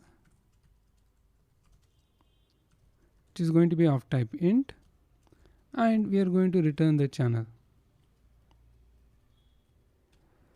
We will define a variable n whose value we are going to send on the channel. We are going to spin a Goroutine. In the Goroutine, we defer close the channel so that the channel gets closed when the Goroutine gets terminated. We start a infinite for loop to send a sequence of values over the channel. We increment the value of n. Now we come back to the main routine. We take the returned channel and we receive the values from the channel using range, and we print the values received.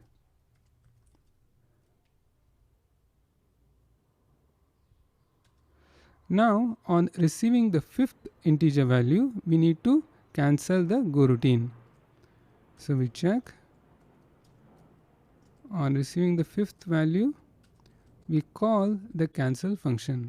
The cancel function is going to close the done channel in the context. We come back to the Goroutine. In the Goroutine, we need to make the channel send operation preemptible. So we use select. We add a case statement for the send operation, and we add a case statement to receive on the context done channel. The done method is going to return the context done channel. On receiving the signal on the context done channel, we are going to return. So in this way, we are using context to send the cancellation signal to the Goroutine. Let us execute this. We are receiving 5 sequence of integer values, and then the Goroutine is getting terminated. In this exercise, we created a context that was cancelable, and the context was propagated to the child Goroutine. After receiving the desired value from the Goroutine, we call the cancel function to close the done channel in the context. The child Goroutine, on receiving the signal on the done channel, aborts its operation and terminates. I am in the folder 02 exercise, 03 context, 02 with deadline. In this exercise, we need to set deadline for the Goroutine to return the computational result. We have a function compute which is returning a channel. It is spinning a Goroutine which is writing data on that channel at a delay of 50 milliseconds. In the main routine, we are receiving the data from the channel and we are printing work is complete with the data that is received. So we need to set deadline for the Goroutine. So let us do this together. Kindly open your IDE and come to this program. We define a variable deadline. We set a absolute time.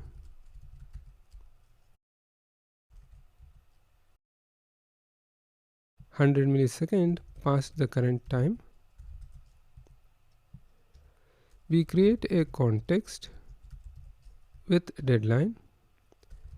We pass the root context as the first argument and deadline as the second argument.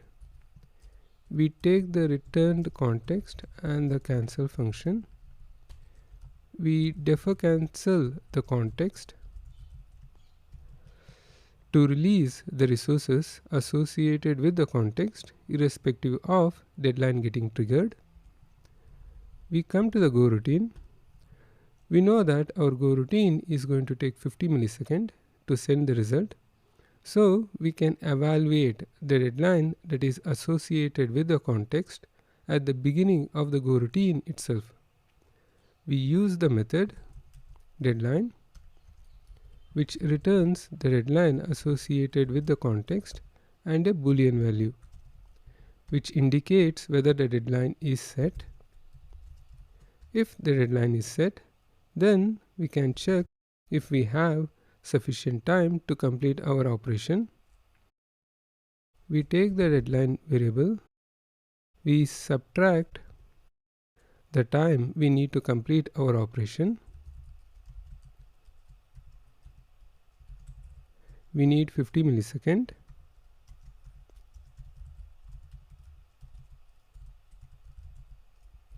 We check if the result is less than 0. If it is, then we print not sufficient time given.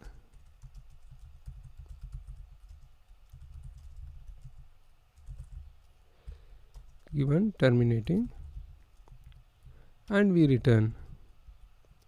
Okay. We need to make the channel send operation preemptible. So we use select. We add a case statement for the channel send operation, and we add a case statement for context done channel. On receiving the signal on the context done channel, we return. In the main routine, we want to check whether the received value from the channel is due to the send operation or whether it is due to the close operation. So we take the second returned Boolean value, which will be true if it is due to the send operation. We print work is complete if the returned value is due to the send operation. Okay. So what we are doing here, we have set a deadline of 100 milliseconds, and our Goroutine is checking if it has sufficient time. Since it needs only 50 milliseconds, so we should get work is complete. Let us execute this. We are getting work is complete. Let me reduce the deadline to 10 milliseconds. Now we are getting not sufficient time given, terminating. In this exercise, we created a context with deadline. In the Goroutine, we were able to check if we have the sufficient time available for our computation. If yes, then we proceed with our computation. If not, then we return without starting the computation. I am in the folder 02 exercise, 03 context, 03 timeout. In this exercise, we need to set HTTP client timeout. We are making a get HTTP request. We want to set the timeout to receive the response from the server. We are creating a request with the URL. We call the HTTP default client do method, which sends the HTTP request and returns the response, and we are printing the response body on the standard output. Let us complete this program. Kindly open your IDE and come to this program. Let us create the context with timeout, and we use the context in the request type as a parent context. Okay, and we set the timeout as 100 milliseconds. We take the returned context and the cancel function. We defer cancel the context so that the resources associated with the context does get released at the end of this function. Now we need to bind this context with the request.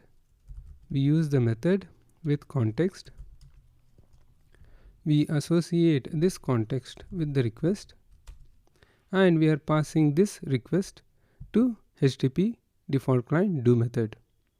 If the server does not respond within 100 milliseconds, then the HTTP default client do method is supposed to abort its operation and return. Let us execute this.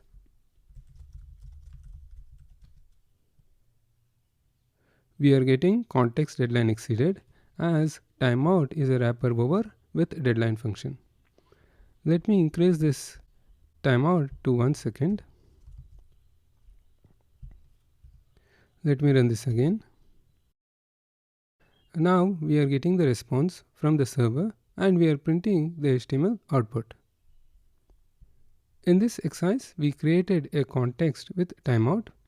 We passed that context to HTTP default client do method. On timer expiry, we find that HTTP default client do method aborts its operation and returns with an error message. I'm in the folder 02 exercise, 03 context, 04 value.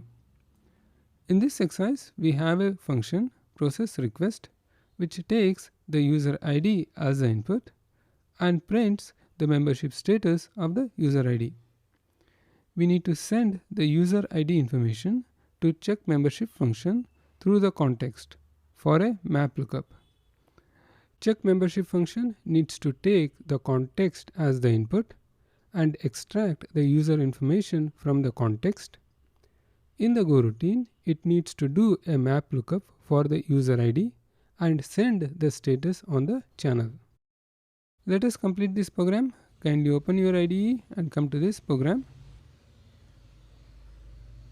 Let us create a cancelable context. We pass the root context created by the background function. We take the returned context and the cancel function. We defer cancel the context and we pass the context to process request function, and it is the Go idiom to pass it as the first argument. We come to the process request function. We take the context as the first parameter and we need to define a user defined data type that we need to use for our key. User ID key type as string. We come to the process request function. We create a context to associate the data with the context. So we use the function context with value. We use the context that is passed to this function as the parent context, and we pass the key as string user ID key, and we typecast to our user defined data type user ID key type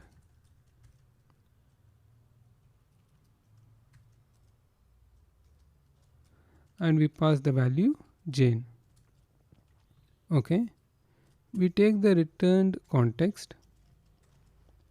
We pass the returned context to check membership function. In check membership function, we take the context as a parameter. And in the Goroutine, we need to extract the value that is associated with the context. So we use the method value and we pass the key as the input, user ID key. We typecast to our user defined data type, user ID key type,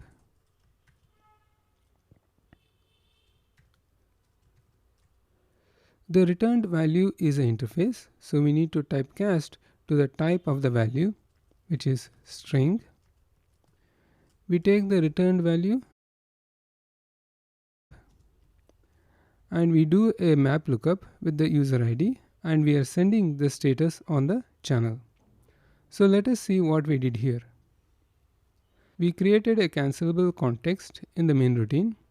We passed that to process request function in which we associated the value with the context, we created a new context, and we passed that to check membership function. In check membership function, we extracted the value by providing the key as the input. Let us execute this. We are getting the membership information of the user ID. In this exercise, we associated a context with a value, and we propagated that context down the call graph, and we were able to extract the value from the context. In this module, we will look into Go idioms for using the context package. Any incoming request to a server should create a context. The time to create the context is always as early as possible in the processing of a request or a task. We can create a top-level context with background function in the main routine. The HTTP request value already contains the context. In this case, we can use the context contained in the HTTP request. And it is a Go idiom to use the variable name as ctx for all context values. The outgoing calls to the server should accept a context. The higher level calls needs to tell the lower level calls how long they are willing to wait. In this example, we are setting a timeout of 100 milliseconds and associating with the context with the HTTP request and passing that request to HTTP default client do method. If we don't get the response from the server for the HTTP request within the timeout, then HTTP default client do method respects the cancellation signal on the timer expiry and returns with an error message. We need to pass a context to the function performing any IO operation. Essentially, any operation that is performing the IO operation should accept the context value as its first parameter and respect any timeout or the deadline configured by the caller. The context-aware APIs in the standard library takes context as the input, and it is a Go idiom to have the first parameter as the context value. Any change to the context value creates a new context value, which is then propagated forward. Here we have an example. In the main routine, we are creating a cancelable context, and we are passing that to the child Goroutine. Child Goroutine adds the timeout and passes that to the function. As we make the changes to the context value, a new context value is created, which is then propagated forward. As we add or modify the context, the functions called before are not affected, as the context is passed by value. In this example, the context in the main is not affected by the timeout added in the Goroutine. When a context is cancelled, all the context derived from it are also cancelled. If the parent context is cancelled, then all the children context derived from that parent context are also cancelled. We need to use to-do context only if we are unsure about which context to use. This happens if a function is not responsible for creating the top-level context and we need a temporary top-level context until we figure out where the actual context is going to come from. We need to use the context values only for request scope data, not for passing optional parameters to the functions. We should not use the context value to pass the data to a function which becomes essential for its successful execution. A function should be able to execute its logic even with an empty context value. Let us summarize. Any incoming request to a server should create a context. Outgoing calls to the server should accept a context. Any function that is performing the IO operation should accept a context value.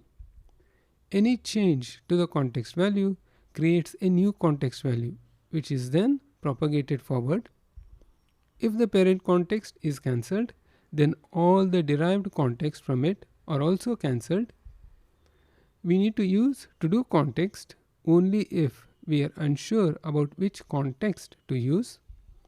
We need to use context values only for the request scope data, not for passing optional parameters to the function. In this module, we will look into setting of HTTP server timeouts with context package. When we expose a server out to the internet, setting timeouts is important to conserve the system resources and to protect against DDoS attacks. We could spin separate Goroutines to serve each connection, but the file descriptors are limited. Each client connection consumes a file descriptor for the network connection. If a malicious user starts as many connections as the number of file descriptors allowed in the system, then the server is going to run out of the file descriptors and it won't be able to accept any new connection. As a result, we get accept error too many open files. There are 4 main timeouts exposed by the HTTP server. We can set a timeout for reading the request body, reading the request header, sending the response to the client, and the idle timeout allowed between the requests from the client. The read timeout covers the time from when the connection is accepted to when the request body is fully read. The read header timeout is the amount of time allowed to read the request headers. The write timeout normally covers the time from the end of the request header read to the end of the response write. If the connection is HTTPS, then the write timeout also includes the packets that are written as part of the TLS handshake. And incidentally, this also includes the request header and the request body read. Idle timeout is the maximum amount of time to wait for the next request when the keep alive is enabled. We can set connection timeouts explicitly using the server, and we should set these timeouts when we are dealing with untrusted clients and the networks, so that a client is not allowed to hold up a connection by being slow to write or to read. We also need to control the amount of time it takes for our handler functions to complete. The timeouts that we saw previously provides a means for setting connection deadlines at a network connection level, but the HTTP handler functions are unaware of these timeouts.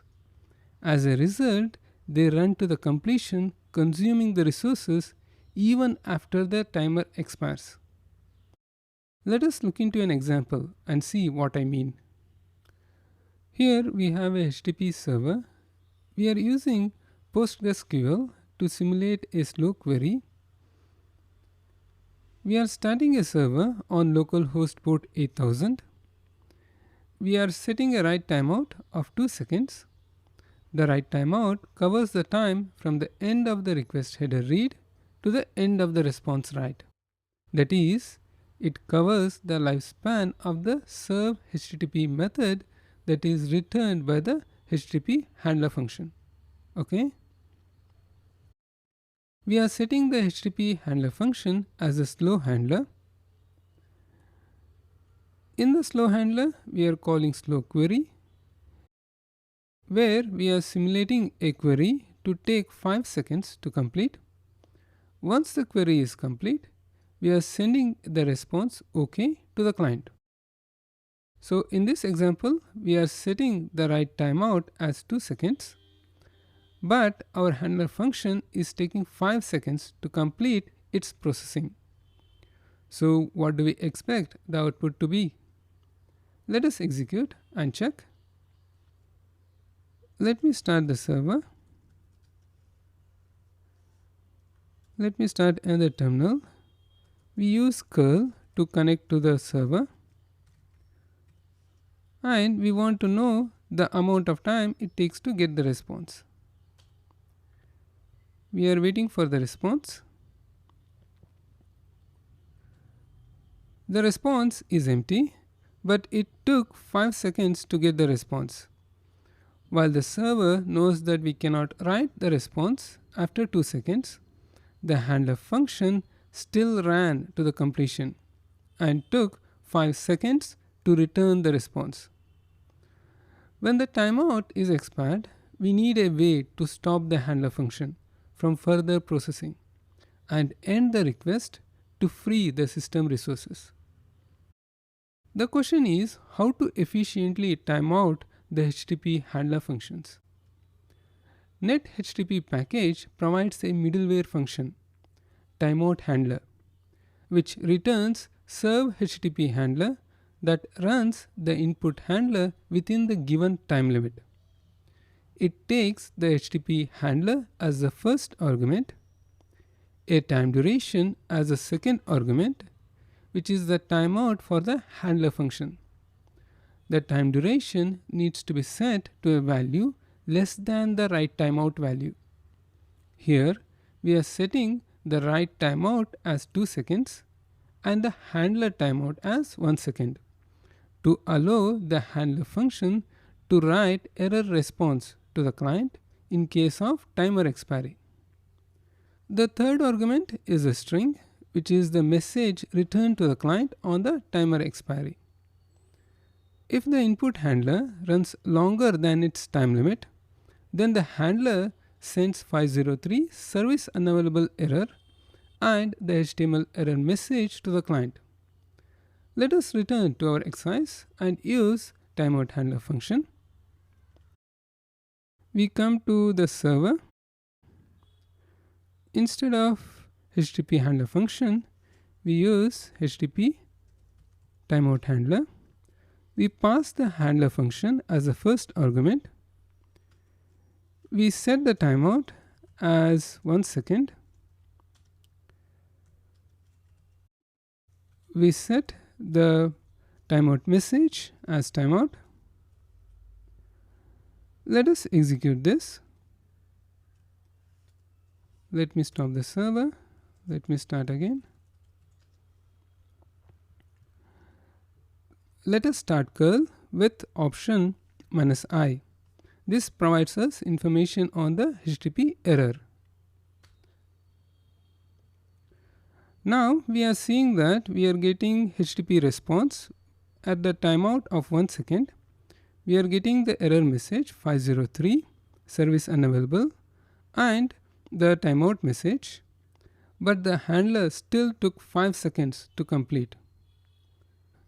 We need a way to propagate the timeout awareness to the handler function and to the functions down the call graph.